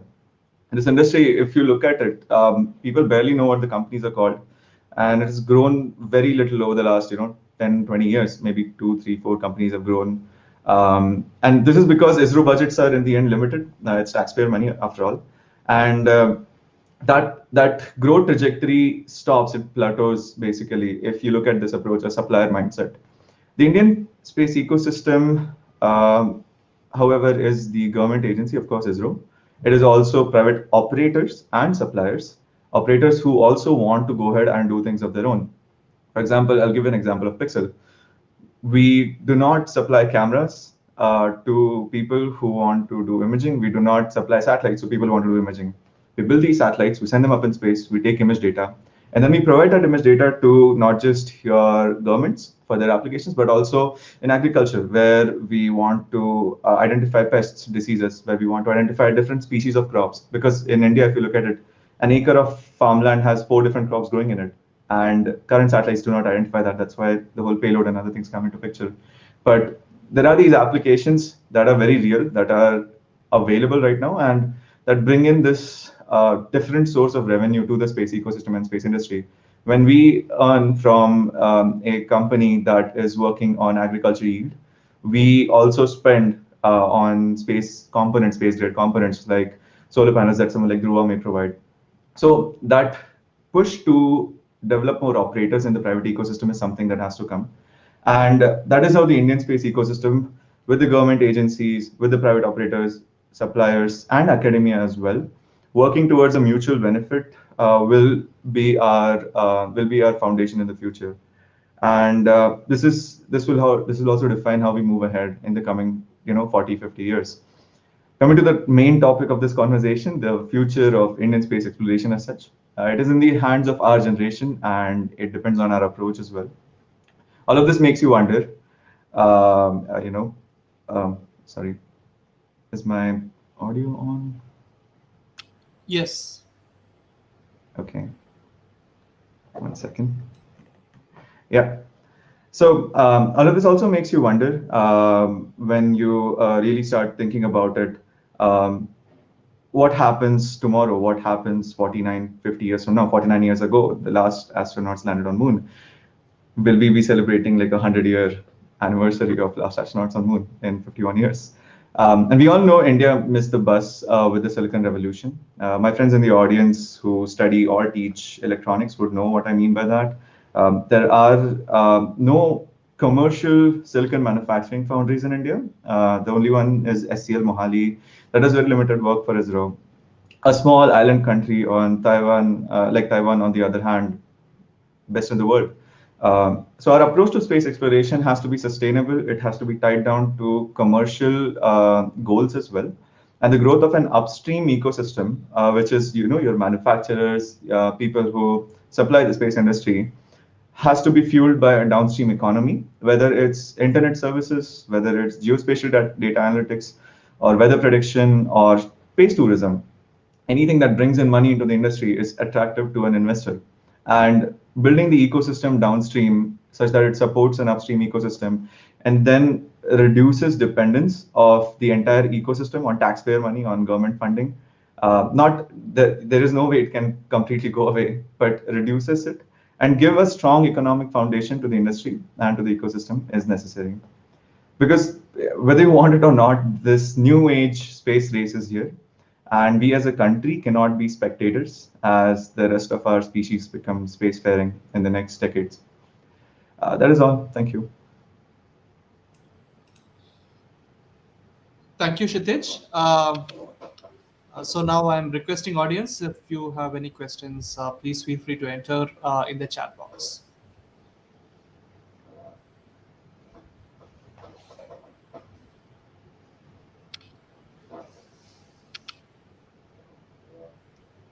So Kshitij, I had one question. You had mentioned about establishing an ecosystem. You had mentioned a couple of points. Could you elaborate on that? So how we could establish a very good ecosystem, especially where private industries could actually sponsor, prosper very well. Absolutely. I'll give you an example. So we have thin film filters that we use for our cameras, and these are developed outside India at the moment because there is no lab in India that develops these filters. And on top of us developing them outside, there is also a back and forth. There is import duties. There is a whole lot of tamjam essentially that we need to develop such a technology. We're more than happy to work with universities to fund labs that can develop such technology and then give it to us as IP.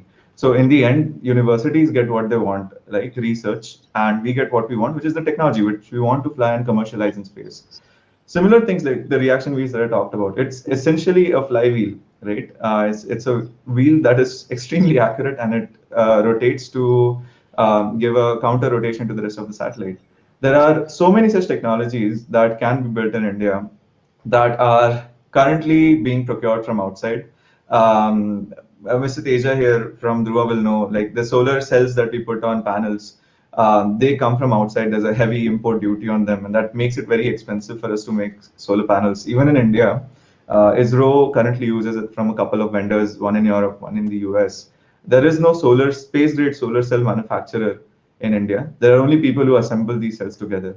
So such upstream technology starts with university initiative. A lot of startups, companies outside India that we know and that we have worked with started as university projects.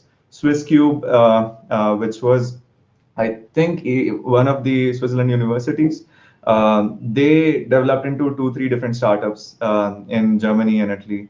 There are projects like Rager Solar in the US that started as a part of the University of Arizona. So there are such projects that start from university initiative where students, especially PhD students, are encouraged to take them from start to finish. So like 3, 4, 5 years, someone is going to come, stick, and develop this technology, and then you have that being commercialized through companies. Either the student themselves are encouraged to start up, or there are companies that you work with. And that comes down to how the companies also are. So if the companies are funded, if ISRO itself is giving a contract to someone like Pixel or Dhruva to provide a technology where 49% of that has to be subcontracted to universities, right? So in that case, we have no choice but to work with universities, spend funds so that these projects can come up. There are so many such creative ways of building technology with academia and private industry working together, which will take us to a point where we lose our dependence on outside countries. Because as a private company, just as a private company, it's very difficult for me to go and set up a foundry tomorrow to make sensors. But if it's a government initiative, if multiple companies come as a consortium with universities and develop, let's say, a silicon foundry, it has like immense ramifications. Like it has immense potential going ahead. So that is what I mean when private ecosystem, sorry, the space ecosystem can function as academia and private companies and the government as well comes together. Thanks a lot, Kshitij. We also have a couple of questions from Sure. Mr. K.S. Murthy of IIT Gandhinagar. The question is, what does the Pixel need from academic institutions like IIT GN? Yeah. Some of the points you've already mentioned, in terms of laboratories, students, place to work, etc. Could you share your thoughts on that? Absolutely. Thank you, sir. So we have set up a manufacturing unit here in Bangalore, thanks to investor money. But we are in the next 6, 7 months setting up India's first, satellite manufacturing plant, which is churning out at a rate of some 6, 7 satellites every quarter. And these are not for sale; these are like for our own use. But we need to make sure that it's a vertically integrated process. Now, place to work labs is something that we do have. What we do want to work with universities on is hardcore research. So building newer payloads, cameras that we want to use, right? As you go deeper into infrared, your CMOS technology doesn't work anymore because there's a band gap issue, and you get into exotic chemistries as you try to build infrared imaging sensors. uh, there are no manufacturers of infrared sensors in India. There are no companies or institutions that integrate these sensors. So, working with universities, their labs to develop such technology, and not just on sensors, but also on processing electronics. You're looking at if there are students who work on acceleration, basically machine learning, onboard machine learning. There are low power, high efficiency machine learning models that need to be deployed for image compression in space. So research like this, which is split into tiny pockets, can come from universities where it is of mutual benefit to both the university and to Pixel as well. I hope that answers your question. And of course, we do need smart students to come and join us. So we are hiring. If anyone's interested, please reach out to join at pixel.co.in. Thank you, Kshitij. One perhaps final question. This is perhaps a little specific to your company. So the question is, how did you come up with this idea of Pixel? What challenges did you face in your journey? Sure. So my co-founder Aves and I, we were in third year of our college at BITS. We were looking at multiple things to do. We had just finished the Hyperloop pod competition. We had taken the pod to LA, and all of that competition was over, and we were looking at other things to do. And through that, there were so many things going ahead in the next 10, 20 years. So we wanted to be in a position where we can go and leave a mark there. It started with a dream of wanting to create an economy in space, going ahead and increasing the GDP of the space, as he likes to call it. But essentially the idea was to go and scout asteroids for resources and then see if we can make the technology for mining those resources feasible as we move heavy industry away from Earth to the asteroid belt. Humanity also becomes a spacefaring species and all that. And in the back of it also is to have a company of the stature of SpaceX, Boeing, Airbus here in India, building technology in India for the space industry. So that's how we sort of started with Pixel. Of course, to start anything, you need to make sure that it makes money. So we came to a business model of remote sensing for Earth, and the idea always has been to build sort of a health monitor for the planet, and that's how we started. We started early 2018 conceptualizing the idea. 2019 is when we incorporated. Challenges mostly, as 20-year-olds, when you go and you ask people for money and to do what? Not a food delivery app, but it's to build satellites that will go to space in the next 3-4 years. That will beam down images and people will use those images for data analytics. That's a very, very difficult idea to convince people about. We were fortunate that college alumni stepped up as our very early investors. And then we're also fortunate to work with ex-ISRO scientists, the ex-chairman, Dr. Kiran Kumar himself, to conceptualize the technology furthermore. We were joined by a few amazing engineers from our batch, some juniors as well. So that is how it began for us, and it's been an interesting journey so far. We are now looking at launching a couple satellites early next year, and we have our first phase of constellation coming towards the end of next year. Thank you so much, Ritesh. We do have few questions, but unfortunately, we are running out of time because we'll have to wrap up the symposium, soon. Therefore, I'm requesting others if they have any questions, perhaps they can directly reach out to Mr. Kshitij at a later time. Thank you so much, Ritesh. Thanks a lot for sharing your thoughts. Thanks, Professor Sundaram. All right. So now we go ahead, and begin, and we go ahead to the final talk of the symposium, and this will be delivered by Professor S.R. Chakravarti. So let me introduce him first. Professor S.R. Chakravarti is a professor at IIT Madras. He is the head for the National Center for Combustion Research and Development, the co-founder advisor for Agnikul Cosmos, the co-founder tech lead for the EcoPlane company, and more. He completed his BTech in aerospace engineering from IIT Madras and PhD from Georgia Institute of Technology. His research interests include fuel cells, combustion, and energy conversion. He was awarded the HAL Prize in 1991, the Dalmi Hemsey ACR HEM Award in 2009, and the DRDO Academic Excellence Award in 2016. Without further ado, I'm requesting Professor S.R. Chakravarti to kindly give his talk.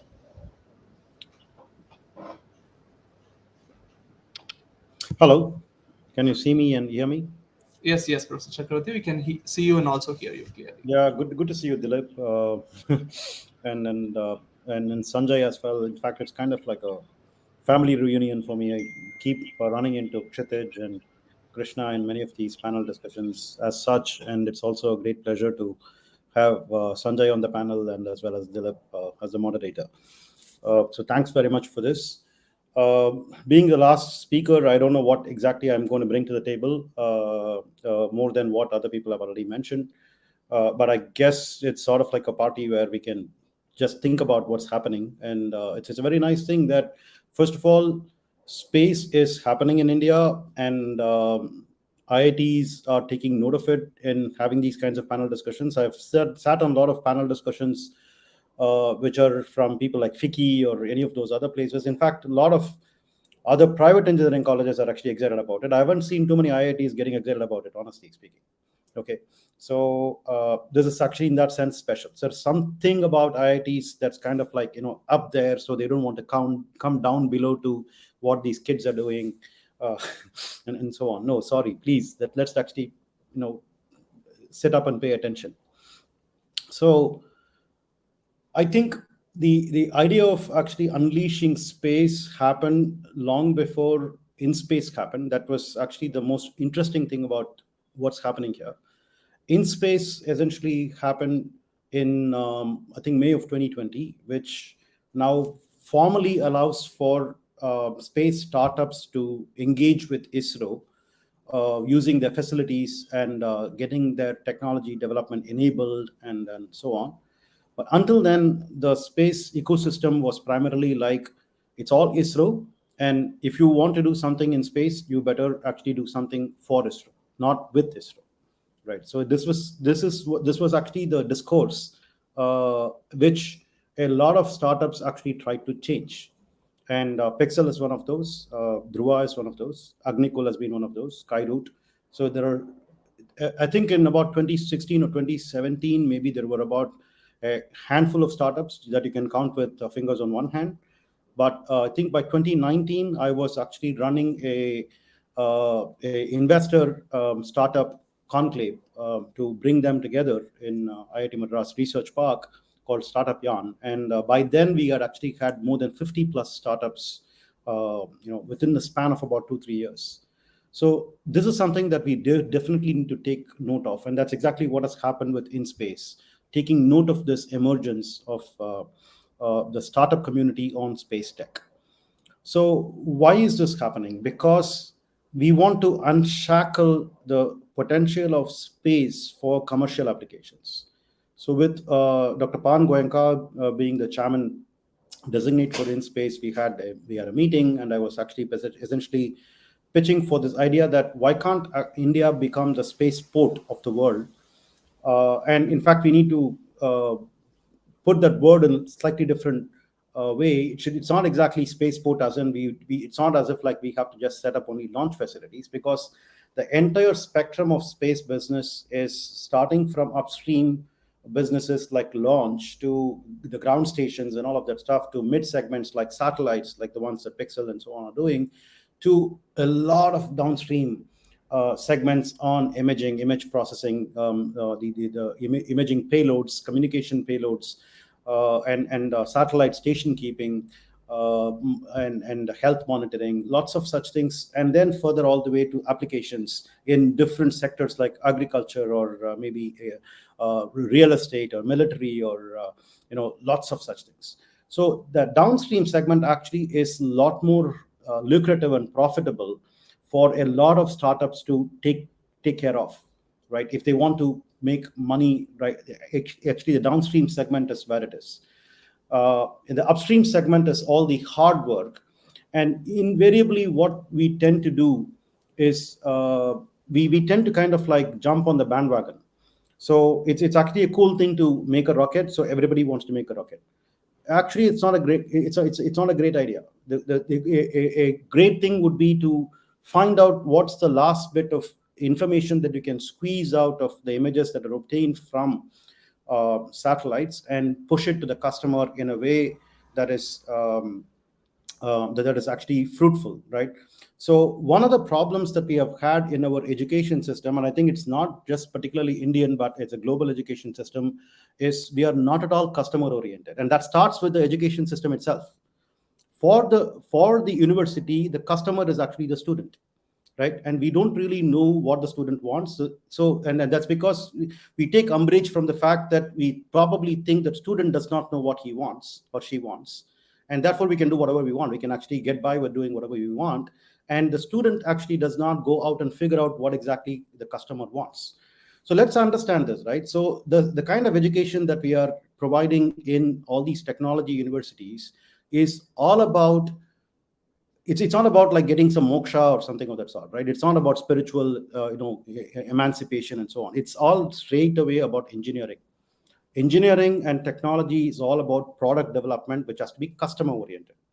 So why are we not actually emphasizing customer preference as actually the front end from where we have to work backwards, right? So we have to find out what a customer wants, how to do customer discovery, right? First year of engineering, we need to actually start with customer discovery. How do you actually find customers for technologies? From there, you now look at what are the pain points. Is it possible for us to identify pain points for which we need to develop technology, right? For which we need to actually figure out what is the engineering required, and for which, what is the research that's required, for which, what is the science basis that is required. So can we actually develop this pyramid? And that's how you actually have to develop a curriculum, in which case everybody will now become like customer oriented. So they actually start developing products. right? And like what I think Kshitij was talking about, the moment we have these several startups that are coming up, they can now start looking for other products that are the upstream tech that they need to have supply chain on being developed from within India, right? And there could be a larger number of startups that support that that process. So this is the framework that we want to develop, and that's the direction in which we are going, right? So that said, what I have found working with Agnikol at very close quarters, and I can actually bring that to the table. So I wear a few different hats. One of those is a professor at IIT Madras, which is in the education realm. The other thing is, because I'm positioned as a professor at IIT Madras, I get to work closely with ISRO scientists as well as DRDO scientists and so on. That's the kind of industry we have in aerospace engineering, right? So far. And more recently, we have this upsurge of startups where I actually have been working with Agnikul since about 2017. And more recently, I have been working with Galaxy, which is making Earth observation satellites with multiple sensors and all of that stuff very closely, right? In the last year or so. So I now have a fairly good sense of what is required for launch vehicles and satellites and the sensors and so on. And then much more recently, in the last 2 or 3 months, I'm actually chairing this consortium called ISTAC-DB, which is Indian Space Technology and Applications Consortium Design Bureau, right, where we are trying to come up with a conglomerate of startups and even supply chain companies of ISRO that can enable space tech from end to end, that can take up projects for launching and making and launching satellites and using their data downstream, right? So the entire works. So in that sense, I'm kind of like at the ringside view of these things. So one of the things that I have actually noticed about, and then of course we have other startups like the E-Plane Company and X2Fuels and Aerostravelos, all of those things are all into deep tech, really hard tech in developing gas turbine engines, making crude oil out of waste, or electric planes for air taxis. So there is a lot of those things that are happening out here, which allows me to synthesize what exactly is the play out here. Right? There are essentially 3 things that are going for us. And particularly this is true in space when compared to everything else. Number one, you need to have an innovation quotient that is targeting the best in the world. Because space tech is one of those things that is actually targeting a global market. Sorry to say this, we are not a Flipkart, which is an Amazon version here, or an Ola, which is an Uber version here. We are not trying to replicate external models for the Indian market. And of course, there is like a lot of innovation to suit it to the Indian market. But we take advantage of the fact that it's a huge Indian consumer market. It's a B2C place, so they have a very good business case to do those things. And that's exactly why they have been making money. But here, it's directly the global market that we are targeting, right? Which means that we need to have innovation. And this is exactly where IITs can play a great role if they are any better than anybody else, right? In fact, this is an open challenge to IITs to say, can you show your technological prowess if you are actually any good, any at the global level, right? If you're not doing this, I think we can pack our bags, right? So first thing is innovation. If you don't have an innovative edge over global competition, we are not going to survive it. Whatever survival we can do within the Indian market is going to be extremely short term, right? And you won't even get the first seed investor money, because the investor will basically ask you how different are you? And with the investor, it's actually a very dicey game. And these are all things that we have to imbibe, right? How do you position an innovation that is not too risky? Because if you now say, oh my God, I have like this super great idea that I want to do, and my proof of concept for it will be the first launch, and that's going to actually take about $15 million, right? He's going to say, sorry, buddy, it's too risky. Show me something before, right? So there must be some kind of a technology de-risking pathway that we have to enable so that people can trust you, first of all, right? So it has to be just right amount of innovation that you're able to pitch that is going to make a business differentiator. So it's not innovation for innovation's sake, right? It's actually for a business differentiator. So this is the key thing. That's the first point that we would like to emphasize. The second point is the India play. And this is very, very interesting. First of all, The rest of the world, except for people in the know of things, particularly, I would say, in Europe or maybe Japan or China, they respect India, right? A lot of Americans actually do not know even how to spell ISRO, right? They have no idea. But here we are. ISRO has actually proven the most frugal space tech development process, and we have a huge pedigree riding on which we can ride. So when you step out of India and you say that I'm making a launch vehicle, or I'm making a satellite, right, or I'm doing a lot of satellite applications, you get respected a lot. People actually stop and pay attention to you because we have a huge space pedigree, right? For the rest of the people who are like investors, Wall Street, or any of these other people that might matter to us for let's say getting customers or getting investments or any of those things, right? What happens is they don't know the entire India space story at all. And here we are trying to actually put satellites up there and so on. That becomes almost like magic, right? That is actually, we are waiting in about a year or two for breaking news to happen on these things, that India is actually going to be up there, right? So that is the next part of the piece, that we are actually going to look to make world news with all the startups that we are that are beginning to succeed and are the pathway to success. The third thing is the frugality with which we are able to do this, right?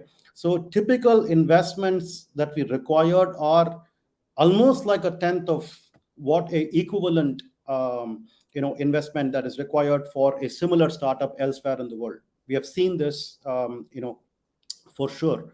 However, that one tenth itself is actually something not so easy to raise within the Indian investor uh, environment. I don't understand that. There is a lot of money in India, but risk taking for technology. They will put money in making movies, right? But they will not really put money in tech, and that's a shame. We have like a lot of people with a lot of money bags, but they wouldn't put money in this. They need to open their eyes, right? And if you're sitting in an IIT with all your IIT directors and all those people, you please walk out of your offices and then talk to people about our tech. Most of the biggest problem that we have is our IIT professors and directors and all those people. They are the least, they are the ones who actually suspect the technological development capability of our own students the most. This is actually the biggest problem, right?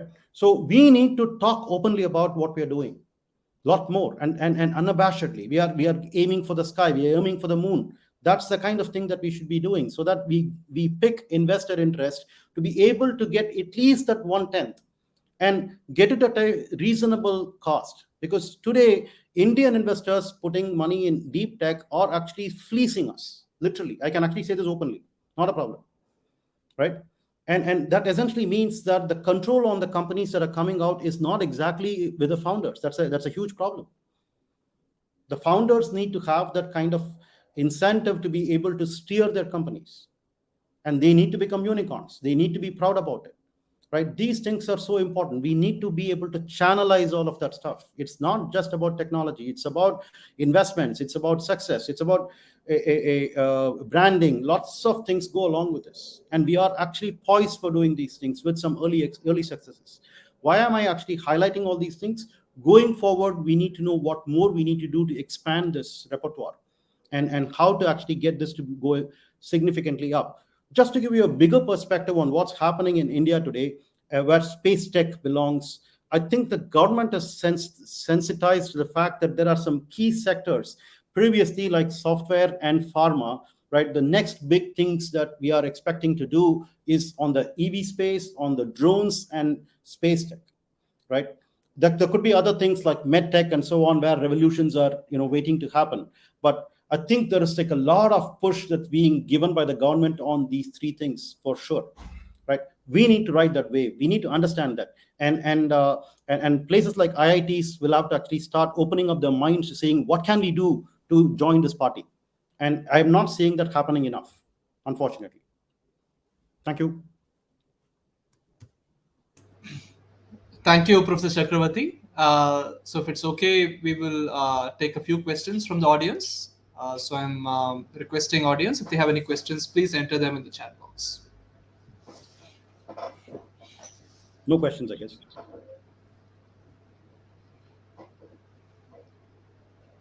So I had a question about the private industries. I was just curious to know. So of course, India, we know the situation pretty well.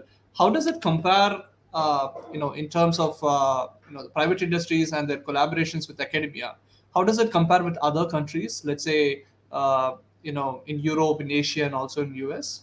Could you share your thoughts? Kshitij gave quite a few actual examples of what's been happening. So in India, the space tech examples are a bit sparse, I would say, as far as the university. So let's look at the numbers first of all, right? So I talked about within about the span of 3-4 years, there were like about 50 startups from what was actually a handful of about 3-4 startups, right, between 2017 to 2019, right? There were about 2 to 3 years, right? There was this what should I say, a order of magnitude jump, right? But the equivalent number outside is actually much more mind-boggling. So if we had about 2 or 3 launch vehicle startups, maybe about 4 or 5 satellite startups among these 50, and the rest of them are like downstream players and more in the space education sense and all that stuff, right? We had about 1,200 satellite startups in the rest of the world, most of them in the US, right? And literally hundreds of space launch vehicle startups that came up. Who actually wins the race is really the question, right? So winning the race, when about 100 startups come, there are at least about 10 startups that win the race across the world. And our question is, can we have an Indian startup be one of those top 10 or top 5? That's actually our goal. But the numbers that we have is actually so small because investment opportunities in India is actually extremely limited, right? Particularly for deep tech, particularly for space tech. And I think it's opening up now, but it'll open up more. Academia interaction has not been great in India when compared to what has happened elsewhere. Um, because it's actually more in the realm of applications, and we need to have a lot of, and there are two things, right? So one is students who are actually coming out of academia. All students come out of academia. That's how they are students, right? They fear that they cannot get investment, so it's actually a very, very hard fought battle that they may lose. So they don't take risks. Investors don't take risks, so nothing pretty much happens, and that's the reason for the low number. But on the other hand, if you now look at professors, in my opinion, they are completely clueless. That's what I can see. But it's actually the professors who should actually articulate positioning of space tech startups. That's what I used to do in my classroom, because there are so many ideas for making better launch vehicles than what ISRO has. So in my class, I used to actually give examples of how a GSLV Mark II could be better, or I would actually set up an exam question on existing GSLV Mark II data, right, and then see how to actually make it better. That's actually an exam question. And I would do this with a space shuttle, or I would do this in Ariane 5, or I would do with ESA's what do you call electric satellite, or whatever it is, electric propulsion satellite or whatever, right? So I used to take practical examples and then showcase to them how is it possible to do them better, right? But why wouldn't it be happening? Because it's big. We have a 20th century problem. In the 20th century, everything was big. Everything was like big rockets, big satellites, and the big companies are actually still trying to do the same thing. Now that's actually getting broken down significantly because of 3D printing. So we got to be aware of how the manufacturing technology is changing and how to take advantage of it. And we have to get to a point where in India, we break the jinx on manufacturing precision that is required, assembly precision that's required, where the Western world has gone ahead and mastered that tech, right? Which in India, ISRO has actually done, right, pretty much unilaterally and frugally. But with 3D printing, we can simply say we don't need that precision manufacturing, we don't need the precision assembly. All of a sudden, we can actually make satellites and rockets much more better, much more quickly. That's actually the new technology now, right, for manufacturing. When that is the case, it's now possible to come up with new configurations like that I used to teach at a smaller scale and make rockets better, right? And that's what we need to be pushing our students to be doing in the classroom. And that's not happening to the extent I know. I understand, Professor Chakravarti. I think it's a good point. Um, Let us see if there are any other questions. None. All right. So, if there are no more questions, thank you so much, Professor Chakravarti, for giving your talk and also providing insights. What I'm requesting now is we can take a 2 minute break, uh, and then we can resume the symposium with the panel discussion. I hope it's okay with everyone.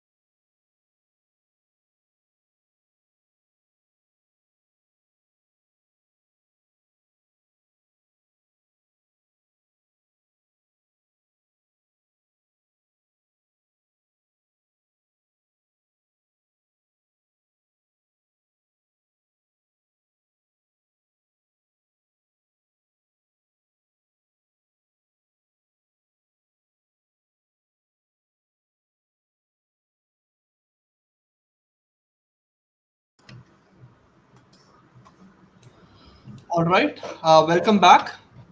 So I think we can begin with the panel discussion. I'm requesting all the panelists to kindly please turn on your video if it is possible.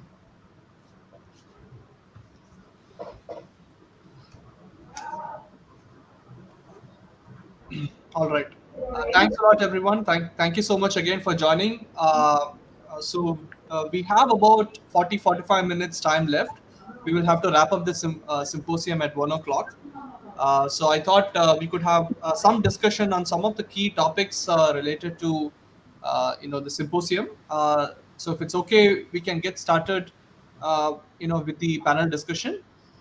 The first point that I wanted to bring forth, which we potentially could discuss, because a lot of a good fraction of the audience are actually students. So I'm presenting this particular point, which is in generally about space exploration. We all understand its importance, its purpose, its utility. Uh, but if we could, if we could discuss a little bit about, India being a developing country, how we should actually strategize our space program, what should be our priorities going forward. And I also noticed that a number of the talks that have been given, there were some very niche applications that were also presented. So could we, if we could also discuss about that. And along the same lines, what is going to be India's role in the global context, and what India needs to do in order to be a space hub for the world. If we can discuss about these as the first agenda for the panel discussion, that will be very helpful. Perhaps to kickstart, if it is okay, can I request Mr. Tapan Mishra to share his thoughts, if he's okay with this? Okay. I see that unlike other industries, space technology is a restricted industry because at some point or another that the government will put some restriction for import and also for export of components, technology, and specifically if it is something avant-garde technology like a synthetic aperture radar and all those things. Now, the there are so we must know that space technology, what we develop in our country, it should be developed almost ab initio. The reason is nobody is going to help you with a higher level of technology. Let us be very clear on this technology. And in this technology, nobody is your friend because I can tell you that all our closest friend can stab you on the back when it comes to the crux, whether it is a launching or the sabotaging the launch, sabotaging the satellite, supplying inferior components to you in the garb of space qualified component and all. I have experienced all of this and I can vouch for it. This is one inherent danger for our budding entrepreneurs. They must safeguard this that technology. They must be through with the complete software of the satellite they import. They must be through with all the operating modes of the payload they use, and they must be through in even with whatever the components they procure. I'll give you an example. Probably it is not known and worldwide. In Chandrayaan 1, and I remember they say Vajpayee ji signed, our former Prime Minister Vajpayee ji signs two programs together. That is a Research 1 and a Chandrayaan 1. And everybody in that ISRO, they wanted to import. Everybody thought that what is there, power supply is nothing great. We should import it. It is cheaper. But I remember I stood out. I said, no, we'll make our own power supplies. Chandrayaan 1 used the imported power supplies. You will not believe those are not in public domain, but I must tell you, you must know that within 7 days, one of the central computer power supply failed. And within 6 months, one after another, the power supply procured from a very high cost from very, very reliable party, they started failing one after another. And in 6 months' time or 8 months' time, the satellite was gone.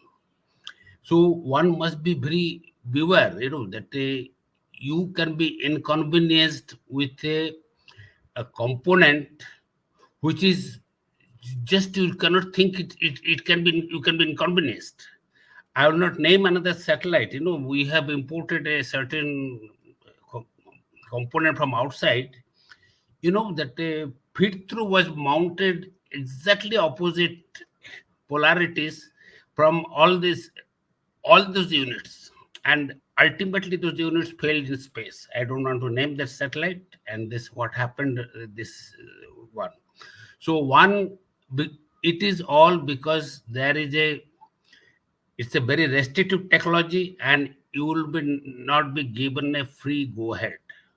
Second is the point of, I come say that the innovation.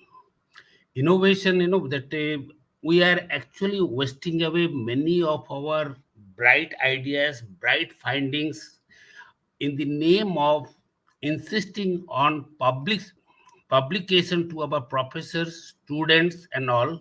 In fact, without a patent, if you just publish a result, you actually lose all the control over its use. And also, it's like a quid pro quo. For every one good paper, there will be 10 or more useless following papers will be there, which even if you don't publish, they do not matter, but they actually bring up your CV. So you will see there's a hell of a number of papers, but a hardly few useful papers will be there. You check out anybody, I don't want to name or anybody's there, and you'll be surprised that the patents are missing from our academia. You will not be given promotion for making one patent every year, but you will be given promotion for making 10 papers every year. And the patent ensures two things. So one is that it ensures that your idea, originality of your idea, and second, it ensures that a financial protection of use of your idea by anybody. So what happens? We generate lot of ideas, we fritter away all these ideas, give it for free. Second is that innovation. Everybody says, I make an I am seen a lot of innovation centers and all. If I make up a big building and put some money, 20 crores money, and I'll get innovation. No, innovation is essentially solving a problem in a nicer, easier, cheaper, better way. And until unless you face a problem, you do not innovate. You cannot imagine a problem and innovate. It is not possible. Even if you do it, it is very rare.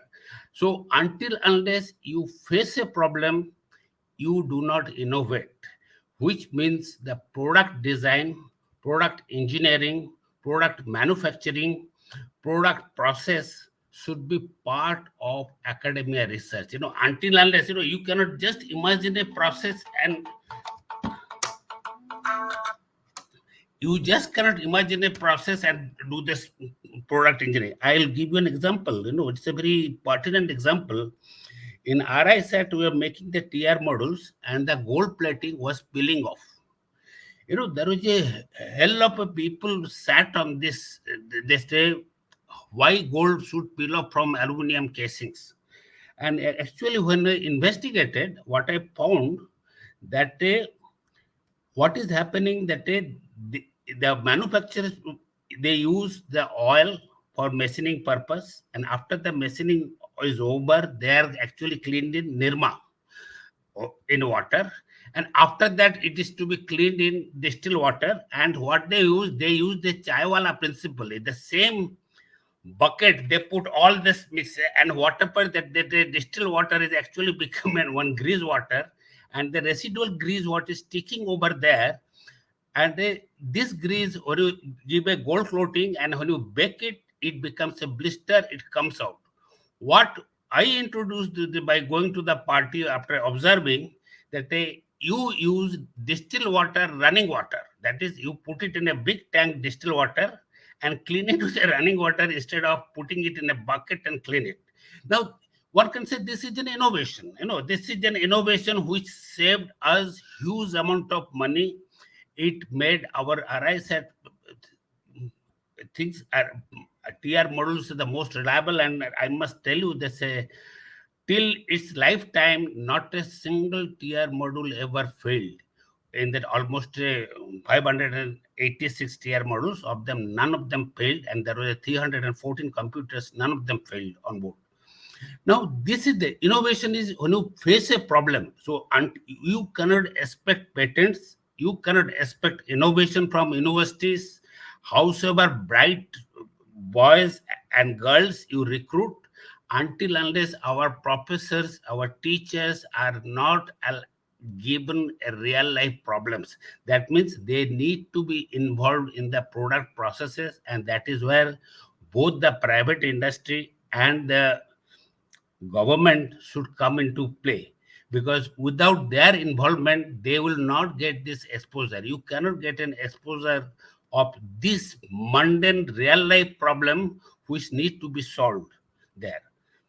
I also remember, it's this way back in 1999, we are making a very specific thickness of coating on uh, copper pyramids, which will make it a black body absorber. For, and we were very dumbfounded how to make a coating of, it is basically andesite mixed with graphite, and this coating of equal thickness in all sides. Actually, we are scratching all problems. Finally, we solved this problem once I visited a law garden, a kulfi maker, and found the kulfi maker has a solution. If you can make a one casing just snugly fitting with a particular height, and then fill it with a that liquid, and then adjust heights, the insertion of the pyramid inside, and you get a uniform coating. And this was an innovation, though we have not patented, but innovation is actually every step of the process. When that is, every innovation of such things will only make things cheaper. You don't have to depend on others. And another thing I must tell you, please don't read, don't see all those so-called glamour innovations which is put in that YouTubes and put it on literature and all. You must understand that most of them are designed and fabricated to show that the products are very costly and you have to pay through your nose for that product. So this is my advice to you, because I have been a person of frugal innovation, and they made very fabulous products without even going through any foreign suppliers or anybody else. Thank you, Mr. Mishra. If I can request Professor Chakravarti, he had mentioned about how the landscape, how the academia, the mindset should change, and clearly, at IIT Madras, with the research park and private industries, so things are changing. So, Professor Chakravarti, could you also share your thoughts? You understand what the current issue is, obviously. What academicians around the country, what would be your message? What can be done? What are the steps we could take, to help in this regard? If you could share your thoughts, that would be very helpful. So, in my view, I think the agenda for academia is actually set in the West, and we are just trying to follow that. And that's actually the biggest problem. We have to actually think about what is required for an emerging nation that's 75 years old in the third decade of the 21st century, which is, say, very modern time when compared to what it used to be when we started the IITs and so on. Most of us are actually graduates from American universities doing some very arcane research, because the research and development levels in US universities had already matured with a lot of funding over there. So we end up actually doing something very, very arcane for our PhD, which Americans will not be used to doing at all. So the professors who are getting those funding there will find a unsuspecting Indian to do this, and a few of them actually come back and teach in India, trying to do the same research again and again. And what we end up doing is to pay lip service to the first paragraph that we write in our papers on what is the applications of the problem that we are trying to solve. And by the end of the paper, we don't really bother about have we solved this problem or not, or have we actually even advanced towards solving the problem. Most of the time, academics actually end up complicating the problem by the end of the paper rather than solving even a bit of the problem. And that works because you got your paper. So you got a PhD student graduated. How long can this go on? What are we trying to do? Right? So why don't we actually scrap all this and then say technology is about product development. If we are not able to develop products, then we are not doing technologies. Right? It's okay if it actually does not require very, very high intellectual capacity research. provided we are able to generate jobs and improve the economy. It's all about economy. IITs, how much contribution do the IITs do to the GDP? If somebody asks this question, I think we are in very, very bad wicket. We need to worry about this.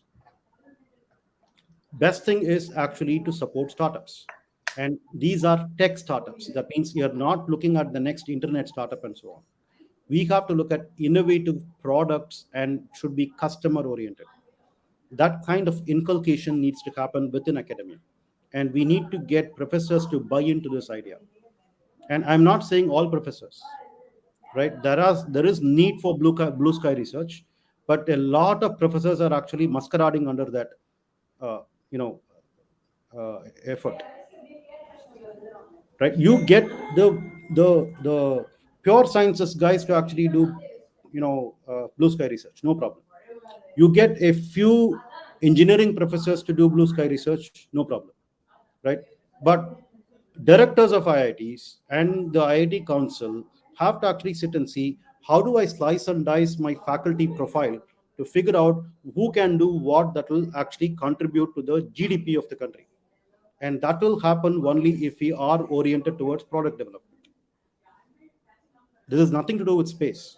It's a general thing. We just have to reorient ourselves. QS rankings has 40% perception. How do you plan to actually beat that perception by running the same game that Stanford and MIT are doing? When how do you hope to actually become leaders? You will always be a follower. You have to think out of the box. You have to do what it takes. If you actually make societal impact, you will automatically, get up the rankings. We are not bothered about societal impact. This is our problem. We are actually too bothered about our intellectual passion. Who cares about it? Why should we bother about our intellectual passion? We have to figure out, like, how are we contributing to society?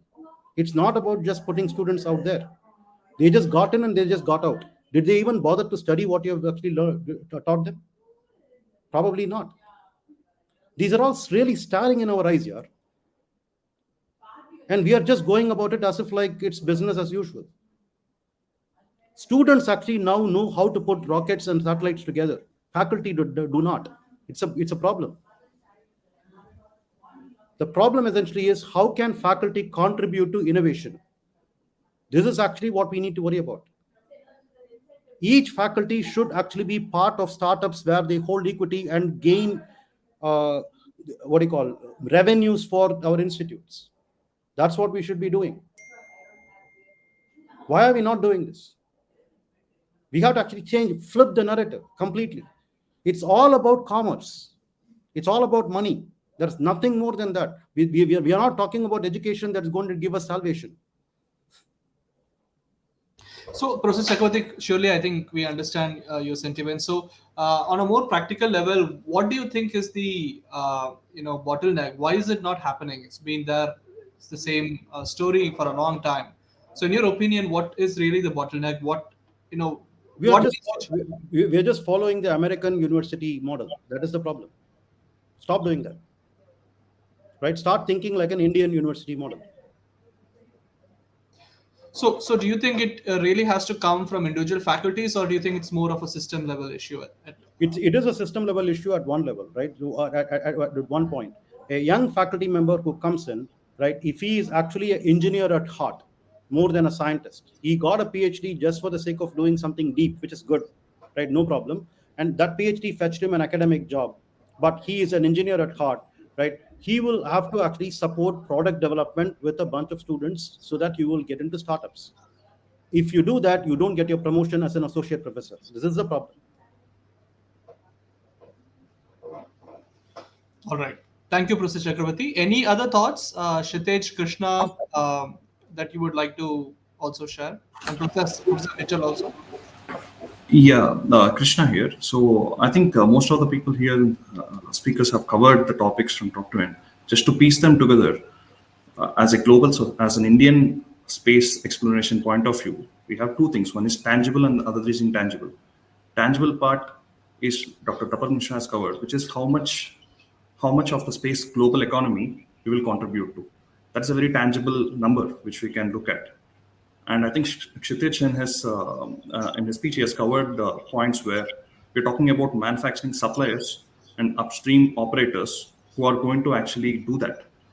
And of course, downstream part also. But these people are the ones who are going to contribute to the world outside India. So part of it can be from the research. Of course, we'll be dependent on ISRO, Defense, Indian Defense, and all for some contracts. But these are the people who have to be encouraged. So these are the very tangible parts of it where startups are playing a key role too. Then now come to the intangible. We have two problems again. One is about the regulation. Regulation bodies, what kind of regulations are coming in. I'll talk about that a bit later. The second part is academia collaboration, what we can do. I'll give some small example what we did at Dhruva Space. I'm not sure if we have to wait and see how long. I mean, we have to wait and see if it's going to work in the future. But we are collaborating with multiple universities to an extent where we are funding them to develop products.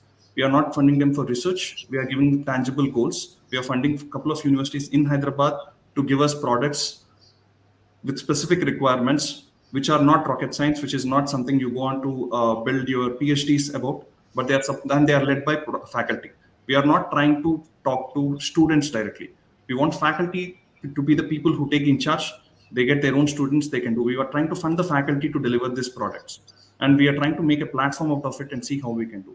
We're also working with universities to try and set up space centers in their locations. There is commercial engagement between us. There is also R&D engagement between us, where some kind of knowledge transfer also is happening between us.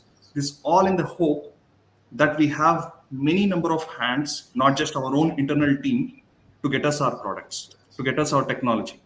So like I think Shitish mentioned before, small reaction wheels, they are nothing but, I think, motors, high precision motors, which work with the low power. I think we can find motors out in the shelf which can work for the same. They can do the job probably, but it takes lot of money to just test it out, to test the process. So these intangible parts of how ISRO is going to support us, how we can test, use their laboratories, use their facilities. Even the PSLV 4 stage to test this is one part. How the policies play a role. To launch a satellite, there needs to be a regulatory body. To operate a satellite, there needs to be a regulatory body. For ground station, there needs to be a regulation. So InSpace is formed, which is, we are very glad of that. Dr. Pawan Goenka, he has visited our facility last week. So it's a real good promise. We had a good discussion with him. We have given our problems. He seems very interested to solve these as quickly as possible. So we have to wait and see how the policy of the country shapes up to be for the space side of things. But like I said, the tangible part is a thing which private industries have to do. The intangible part, we have to start working with academia and bring them towards the tangible side of things, where they keep developing the products, where they start holding stakes in the company, they develop products, they commercialize it at their end. So that is something, just to summarize from my point of view. From my end, I would say that I understand the point that some of the speakers have come up with around a very Indo-centric point of view, but it's frankly it's 20-30 years behind us already. We are looking at a much better global collaboration when it comes to developing technology for space, and India is one of those countries where you have availability of talent, you have availability of manufacturing capability, and you also have availability to do all of that at a lower cost. The only other beast in that scenario is someone like China. The lucky position that we find ourselves in is China is a closed economy at this point and works with very less countries in space exploration. So a more Indo-centric point of view, but while working with other economies in this whole space race, is India can be a manufacturing partner for different countries as we move ahead. We can build technology internally. Obviously, it also furthers our own goals for space exploration in the next 10 to 20 years. But we are, let's say, German engineering when it comes to cars is the standard. Indian engineering should be the standard for development of space products.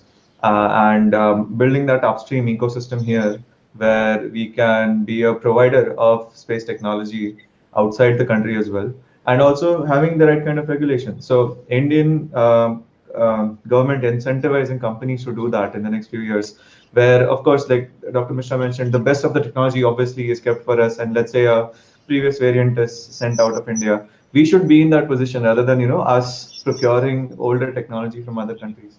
So again, the next 10-20 years will be defined by what kind of role we take in the entire geopolitical space when it comes to space exploration, because it is going to get hot. It has already started to get hot. Like the Perseverance rover went on Mars in a few days. There was the Chinese rover that went on Mars. So you are looking at countries putting in serious efforts towards getting back to space. You have a Chinese space station up there. You have people in space who are not inside the entire US Europe circle. So, us as a role, how do we play it? How do we align ourselves to the ambitions of other nations as well, who are better funded, and also internally develop technology that is not being developed elsewhere, move in a way which benefits India as well. That will define the next few decades when it comes to space exploration in India. And like I've already mentioned, academia, private industry, the government, all of them have a role to play, making regulation easier, fostering research, product-oriented research, and then, of course, as companies taking initiatives, operating in this space. So all these things need to happen. Dilip, can I say something? Yes, yes, Professor Mitra. Okay, so I just wanted to make 3 points. One is, about the role of different players in this new scenario. So, space is obviously very, very capital intensive. There are jobs that can be done at a low cost, relatively low cost, but then the majority of things they require extremely high, inputs. And obviously, for that, raising that kind of money that was just talked about is really an uphill task for the startups. And I think the government must look at that and at least see what is the common denominator that everybody needs, like testing facilities or some other labs. They should be made available, with of course some cost to them, but they have to be handled at a level which is beyond the startups and probably university funding. So that's one thing. The second is about, no matter what mandate we set up, it has to be done at an individual level or by small companies. So we need to have an ambience where the youngsters specifically, they feel motivated to take the risks and jump into the race, knowing fully well that only a few of them will succeed. I mean, if there are going to be 100 startups, we can work out the arithmetic, how many of them are going to be successful, both from the point of view of the startups as well as people who put their money in them. Okay, so that kind of willingness to take risk has to be inculcated in our student body.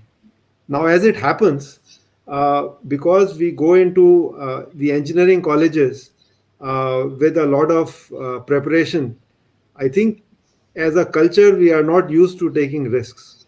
So that also has to be factored in, and I think we have to expose that in our curriculum and in the college, that, as Professor Chakravarti mentioned, that it is okay to take risks. I mean, one need not have a very secure kind of a career. So that's the second point. The third point, which is again related to what I said in the second point, is about the mindset of youngsters, and that has to be built right at the time of entry into colleges. We just went through this counseling sessions of students getting into universities, and it coincided with the packages that were flashed everywhere on the internet, that IIT Bombay got 5 students with 2.5 crores, IIT Gandhinagar got so much, IIT Madras got so much, uh, BITS got so much, and so on and so forth. So here is a young student who is inundated with all this information, that what really matters is a fat package, and there is no mention of technology.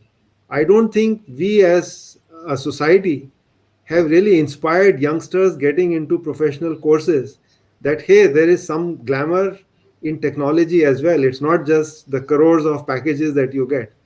And I think we are all to be blamed for that. We have not marketed ourselves properly. So I would request that all these startups, If they can do this additional job, I mean, they already have many tasks at their hand. If they can additionally do these jobs along with universities to actually motivate people who are in ninth, 10th, 11th, 12th, the school kids essentially, who are aspiring to get into technology, that there are people of that age who are taking risks and going into this technology field, that would go a long way. The final point that I wanted to make is about the curriculum. Often we come up with these ideas that we should teach this in the curriculum, we should teach that into the curriculum. It's a 4-year program, an engineering program. If you want to put in anything new, something old has to go out. So if we want to teach all the courses that we have been teaching, plus we want to expose the students to products, to marketing, aesthetics, designing, I'm sorry, there is no space. It's already taken up. We have overloaded kids. So we need to actually also worry about what needs to go away or merge these new ideas with what already that is being taught.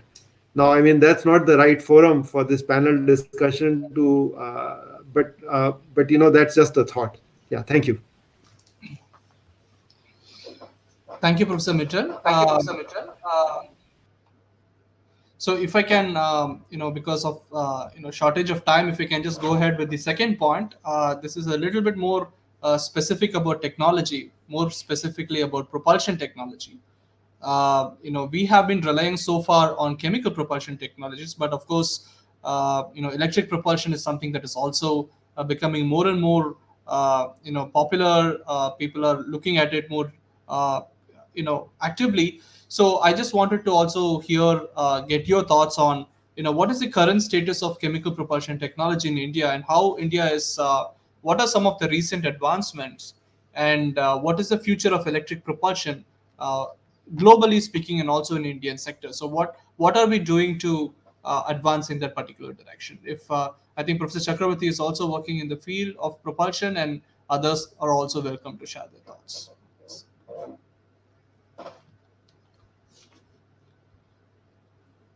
Professor Chakravarti, I think you're muted. Right. Okay. Right. So I think Bellatrix has been able to develop a commercially viable electric propulsion. I think electric technology wise, I think they are pretty much at the same level as what the outlook has been for their use, but they are now becoming more commonplace in terms of use and applications, and that itself is actually significant advancement. So what we would teach in class is that electric propulsion is very good in specific impulse, but actually cannot produce a lot of thrust because of the thrust to weight ratio problems that we would have to incur for larger and larger systems, and that's actually the crux right now. So if you are able to miniaturize electrical systems even better than what we are doing now, and we are trying to do that with, for example, batteries and motors for EVs and eVTOLs, and even electrically powered pumps in rockets, right? Similarly, whatever goes into an electric propulsion system, then we have a better chance of increasingly improving the thrust levels that you can get at a fairly good weight reduction. I think that advancement will probably take another 5 to 10 years, is what my guess is, because I'm not seeing like a very rapid increase in the technology happening yet. But as I said, it's now got more commercialized even at a small scale, which is a good news. So fundamentally, it's going to be more of deep space missions where this can be used. So then the question is like, who is going to pay for deep space missions, right? Again, the customer question is going to come, right? So and when you now have that question answered in terms of like funding, then you can see a lot more progress. So deep space missions today are bang in the realm of governments. That could be the space agency, the national space agencies. So they need to really spearhead on this much more than otherwise, because unless you have like a commercial interest, you're not going to be able to see much more progress. But roughly, this is the kind of progress that's been happening, that we now see electric propulsion used for spacecraft station keeping a lot more profusely than what it used to be. And for them to grow bigger, we have these other ancillary technologies like miniaturization of batteries and motors, those kinds of things, and similar electric systems, like electromagnetic systems, right? Those are all also getting miniaturized. So over the natural course of things, over a 10-year period, I think we may get to see electric propulsion to become larger, but it's at a pace that is not the same as the kind of rampant applications we are seeing for chemical propulsion still at the moment. Thank you. Are there any other thoughts on this particular topic? I just like to add one point, Tapan Misra. I'll tell you very blunt statement that today all the student satellites what we launched, all of them failed. You cannot show me any one of them is working. Even the small satellites what ISRO launched is in actually they suffer a problem of pointing errors. The reason is the vectors of thrust where they're meeting all the thrusters at the center of gravity, the distance, there is an error and that causes a couple. If the satellite dimension is a 1 meter cube and the error is of the order of 1 centimeter, it doesn't matter. But if the satellite dimension is a 10 centimeter cube and the error is 1 centimeter error, then it matters. So that is where the ion thrusters come into play. And you know that if that vector, if we were not able to align properly to the center of gravity, then we must make the thrust values small so that the small incremental errors will be brought out. That is where the micro G class of ion thrusters are very important. In fact, one of the people who are doing a very fundamental research in those direction and very successfully demonstrated is the Technion University in Haifa, which I have myself witnessed this one. So this is where, not just milli G, it is a micro G class of ion thrusters. What is important if you want to make a nano satellite or small satellites to perform? Because ultimately when you use a satellite for imaging, it has to image with a particular accuracy. And this present level of thrusters would not give them. And that I will just like to also mention, ISRO spent a lot how to miniaturize reaction wheels.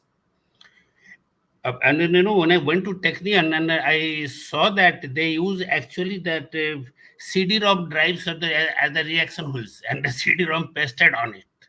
And it is actually very accurate one. They could make it much better than what we could have made a manufacturer. It's a commercial product. So this is where we have to see many newer things, and those who are making the smaller satellites, they are not easier satellites. They are actually more difficult satellites than the big satellites. Big satellites are easier to make and maintain, and smaller satellites are difficult to make and difficult to maintain. That is where we need a big thrust in ion propulsion, which we demonstrated but on a larger scale, but that would not work with the small satellites. And I am very happy that Bellatrix has come out with this concept. But how long they sustain and the continued research they've made, it is not enough to make a particular thrust. You can all calculate very nicely. But what is important to how to measure that thrust, making a system which will measure a micro G or a fraction of micro G class, and how to measure the plume distribution from different thrust level, which determines the resultant vector direction and how that can be calibrated and implemented onboard software. That is a big challenge, so the calibration also and measurement should come into play very significantly. Thank you. Thank you. Any other thoughts on this? A quick thought on that. So currently there is no global rules and regulations body which talks about deorbiting of small spacecrafts for debris or for whatever station keeping. So if there is any of that coming up probably in the next decade, then there will be more requirement for propulsion systems. That when probably the rate of research and the final product will be multifolded. So yeah, this is just a quick observation.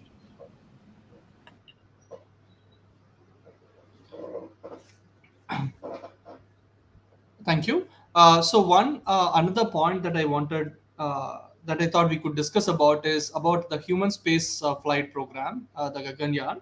Of course, this is going to be a very ambitious, project. One of the things, perhaps, I'm requesting the panelists to share their thoughts is what India should do to make that mission quite successful. So, for example, astronaut training, even for technological advancements. If the panelists could share their views, what is the current state and what the country needs to do well there, that would be very appreciated. Can I join? Yes, yes, yes. You see that today astronaut training is not very serious an issue. Let me be very clear, because what in today's date, all the fighter pilots who fly at 60 to 70,000 feet, they are actually flying with an astronaut suit. The same amount of pressurization, same amount of sealing, same amount of thermal mechanisms. But what is needed is in today's date, the fighter pilots, they are trained at a 3.5G to 4G. What is important that the pilots for astronauts to be trained for the 5G plus, because they have to be trained for crash landing. Otherwise, nominally, it is a G class, is around 2G class to be there. But what is more important is to make it a reliable. The reliable means, at one time, America can lose astronauts to improve the reliability. But the whole country was so agog with the adulation that they could forgive the country. But today's date, it is not possible. If you lose an astronaut, then that the whole country will be sitting on your head. So that is where we need to educate the country that losing human life, though it is not expected, is a one risk we should take in the space flight. In fact, many of the leaders will be very conservative of the decision on technology, conservative on the processes, simply because of fear of losing lives. That is where, in fact, that is what is presently delaying the Gaganyaan program. you know how can you make it so reliable, and how will you introduce AI and all these ideas, and then what happens if the first one has a risk on it and a person doesn't survive, and all this there. And second is that we have tried to cut short it very, we abandoned the animals, instead of we went to but today I have been advocating with a human space flight group also, that we must have an animal flight inside. Obviously, when you fly a human being, there needs a third party regulatory body. Similarly, for human space flight, there will be a third party regulatory body which will, when he certifies, then only the pilots or astronauts will climb inside the aircraft. So for that, we need to have an animal trial introduced in it. And just because there are a lot of papers in US or USSR, we need not repeat those same mistakes they did. Let me tell you that we are living in a fool's paradise, because there are many undocumented information which are very critical for survival of the astronaut and survival of the spacecraft. And this is most important. And I don't think we'll have any human space flight before 2025-26, because we need to uh, finalize very precisely that automated control. We should have demonstrated in the landing of our lander in the Chandrayaan 2, which we could not. But we need to demonstrate that automated and controlled landing, that is what is very important. We must demonstrate by 3 flights and certified, then of the animal flight, and then we'll go for a human space flight. Thank you, Mr. Mishra. Any other thoughts?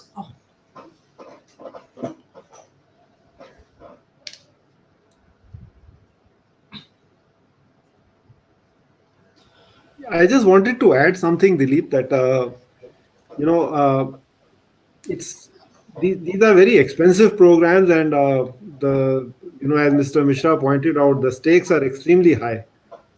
So it would be great to actually figure out what is the best we can get out of these flights, not just the technology demonstration, but also if we could conduct experiments.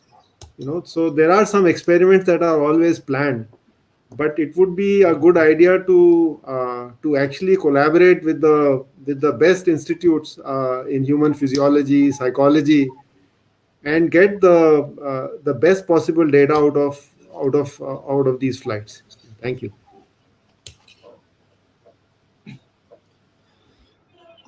All right, thank you. We probably may not have a lot of time left. So, one final point we could discuss, and then we could probably conclude this symposium. This final point is about sustainability and environmental friendliness. I think a number of these issues have become more important than ever. We talk about safety of propellants, impact of exhaust on the environment. Professor Mitchell also mentioned about this aspect of reusability, and more importantly, there is also the issue of space debris.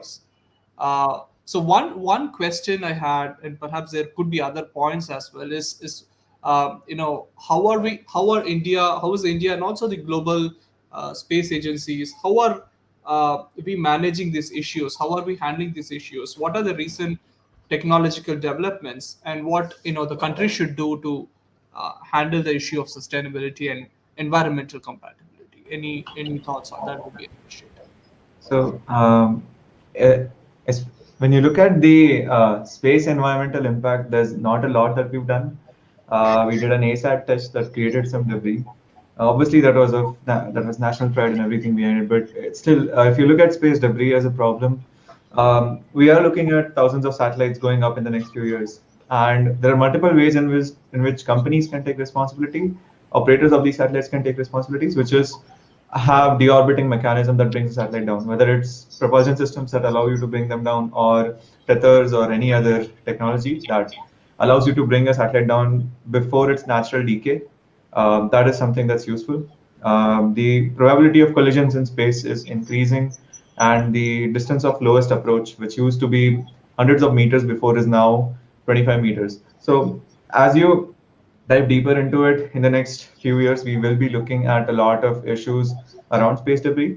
There are two ways to handle, of course. One is the companies themselves taking responsibility. Second is regulators. So if you look at licenses to launch a satellite, you need multiple types of licenses. One is a communication license to communicate with the satellite, and that's where a lot of these checks and balances are put by multiple countries. India right now is putting that process through in space to give out these licenses. If you look at US, let's say, they have the FCC licenses, and when these licenses are given out, the process itself involves showing that you have an orbital debris analysis report. So you have to show when you hit the orbit, what orbits you're going to, and things like that. So as far as the space environment is concerned, it's a bilateral responsibility of the regulators who are allowing these satellites to go up, and the companies themselves to make sure that they deorbit in time. And in general, environment in general, I think the application side of things is where we work. We understand that climate change is real, and a lot of our customer centric efforts are also in that direction, working with organizations like the World Bank, let's say, to build out technology that allows you to do carbon sequestration mapping. It allows you to, help banks create carbon credit programs and things like that. So there's also a lot of downstream place where space technology itself is very helpful for understanding the environmental impact that we are having. I personally don't think that launches and propulsion systems are a gigantic contributor. You look at airplanes, and the majority of climate impact that comes is through the airplane flights that happen regularly. So air cargo is the biggest contributor, I would say. Um, uh, moving to electric planes, looking at making electric technology more sufficient, things like that in the future could maybe make it better. But yeah, as far as the environmental impact of space exploration as an activity is concerned, it's mostly geared towards the low Earth orbit and debris in the low Earth orbit. A few other innovative methods are also there where companies are looking at refueling satellites in space. So you extend their life, you make the longevity better, and that's also one way to tackle it. Thank you, Kshitij. Others, do you have any other thoughts on this aspect? See, I would just like to add that space debris is going to be inevitability, especially after the Starlink, when you're putting thousands of satellites, small satellites, the space debris and the light pollution will become a reality, and there is no escape from it. What we should now invest in that the ground radars, tracking them at least at a lower orbit, and even with a 0.1 square meter radar cross section, so that we can not just pinpoint but also predict its trajectory and accordingly correct our satellites paths there. And all said and done, in a busy Bombay road crossing or Kolkata road crossing, when you cross the road, there is a lot of chances of getting collision, but you don't get collided all the often. So a similar thing will be in the space also. So it is a reality. We have to accept it, and we have to prepare for it, and we should keep this mechanism both on ground and both also on the satellite to circumvent this collision. Thank you. Thank you.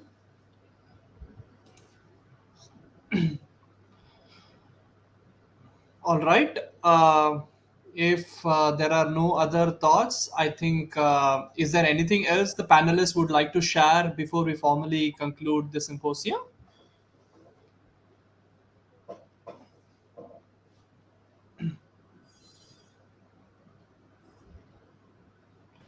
All good on this end. All right. All right. All right. Thank you so much. I think it was a wonderful symposium, very, very informative. Thank you for taking your time to be here. I know Sunday morning is not always the ideal time, so I really appreciate all the speakers for taking your time and sharing your thoughts. Thanks a lot. And I must thank Dilip himself for conducting this program so nicely. God bless you. Thanks a lot. Thank you for the feedback. Thank you, Dilip. Thank you. Thank you. Thank Thank Thank you. you, Dilip. Thanks, Thank everyone. you. Thank you, everyone. Thank you, Dilip. Thank you all. Thank you. Bye.